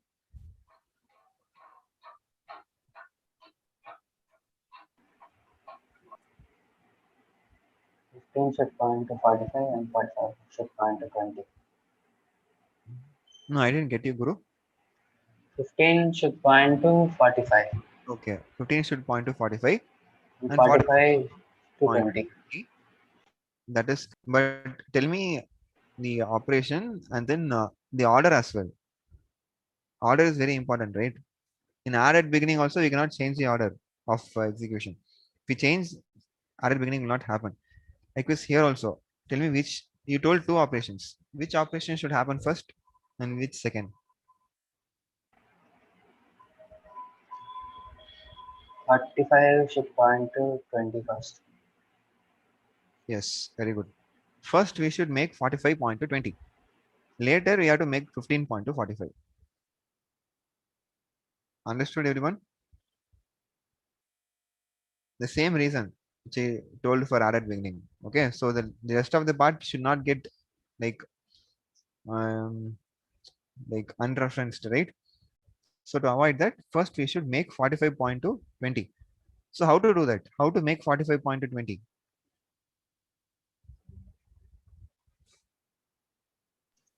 We will just replace the link value. Of 45 link value, we will replace it with 15. okay, very good. So just take the link value of 15 and then store it in new nodes link. Okay, so that will make 45 point to 20. So 2163 over here. And the second step is Linking the 15 link value to 45 link address. yeah, very good. So 15's link value should be changed to new node. Okay, 3160. 60. Yeah. That's all. These 2 operations. Now the challenging part is first I need to reach 15's address, the node 15. So how to do that? How many times do I need to iterate to reach 15? It is at the third position now. Yeah, 40, 5, 15. Yeah, so 3 times now. Is it 3 times? I need 2160. That's it. 2 times. Yeah. Just 2 times. Yeah. Correct. 2 times. Okay. The So link value of 5. correct. Just you need to just take the link value of 5. That's all. Initially, I have 3156. From 3156, the first iteration will take me to 2157. And the second iteration itself, I'll get 2160. Okay. So if the position, whatever may be the position, minus 2 times, I have to iterate. Okay. The position is 4, I have to iterate twice. The position is 5, I have to iterate 3 times. Like that. Okay. Position minus 2 times, you have to iterate to reach the node in which the change is happening. Once I reach, so after iterating so many number of times, that is position minus 2 number of times. So again, I'm going to use temp for iteration. Okay. So it will be temp will be storing 2160. Now, whatever operation you want to perform, do it using temp. That's it. Okay. So temp is pointing to 2160. Now, what you do is, what will you do? Tell me. I want new node's address, that is link, to store this node's link part. So how to do that? Pass the Can temp you value. repeat? Yeah, I'll repeat. See, I'll just change it back to the previous form itself. So 15 was pointing to 20, right? 2163. And let us make this empty. This new nodes link. Now I have temp. Okay. So temp is nothing but the third node. Now I have reached the third node. Once I reach the third node, first I should change the link of the new node as third node's link. Okay, how to do that? Sir, temp dot link. No, No. The this should be changed, right? Not this. yeah. This is what NN said. NN This is NN. dot link Very good. NN dot link. is equals to temp. Is it equal to just temp? Temp dot link. Yeah, sorry, this is 2163, right? Yeah, temp dot link. So after this operation, what happens? NN dot link will become temp dot link. This is nothing but 2163. So now this node, there's a new node started pointing to 20. Now I can change this. How to do that? And what should be done? What should be the new Temp. value? Temp? Temp dot link equal to NN. Yes, that's all. Okay. So once you reach the position, just perform these 2 operations. Okay. The node will get inserted. Okay. Now, understood? Any doubts in this?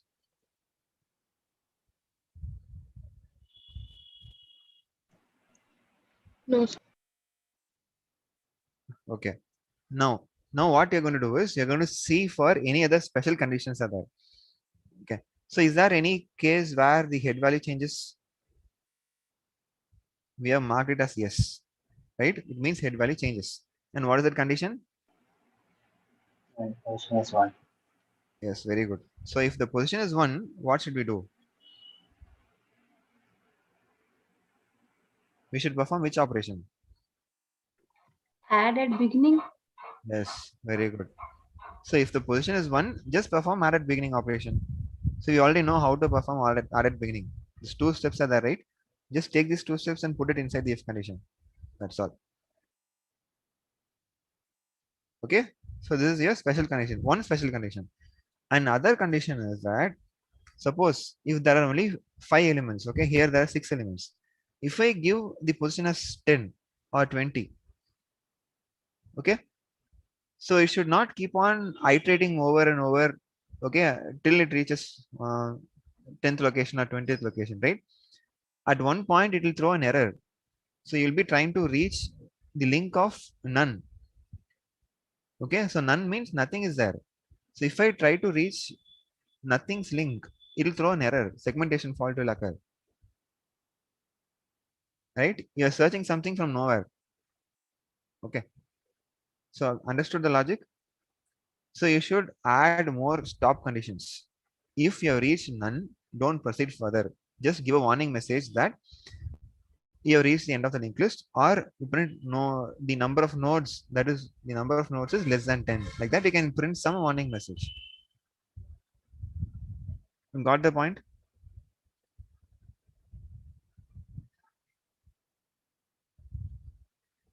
Yes. Yes, sir. Yes, sir. Okay, fine. So with this, let us wind up. Okay, because you know what are the operations, right? So you just do a rough homework and come.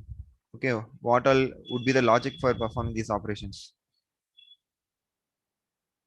Okay, so first in the next class we'll discuss, okay, all these the logic of all these functions.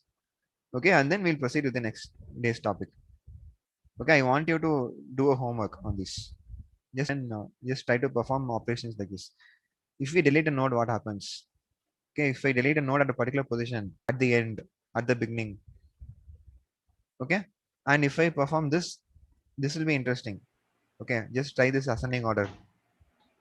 So if I add new nodes, how the link changes and what should be the condition I should put.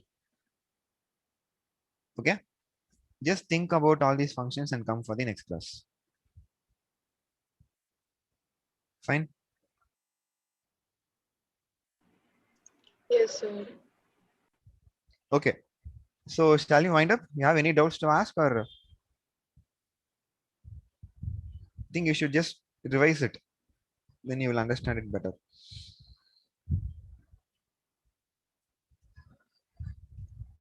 Okay. Yes, sir. Okay, fine. So thank you all. We can meet in the next class. Thank you, sir. Thank you, sir.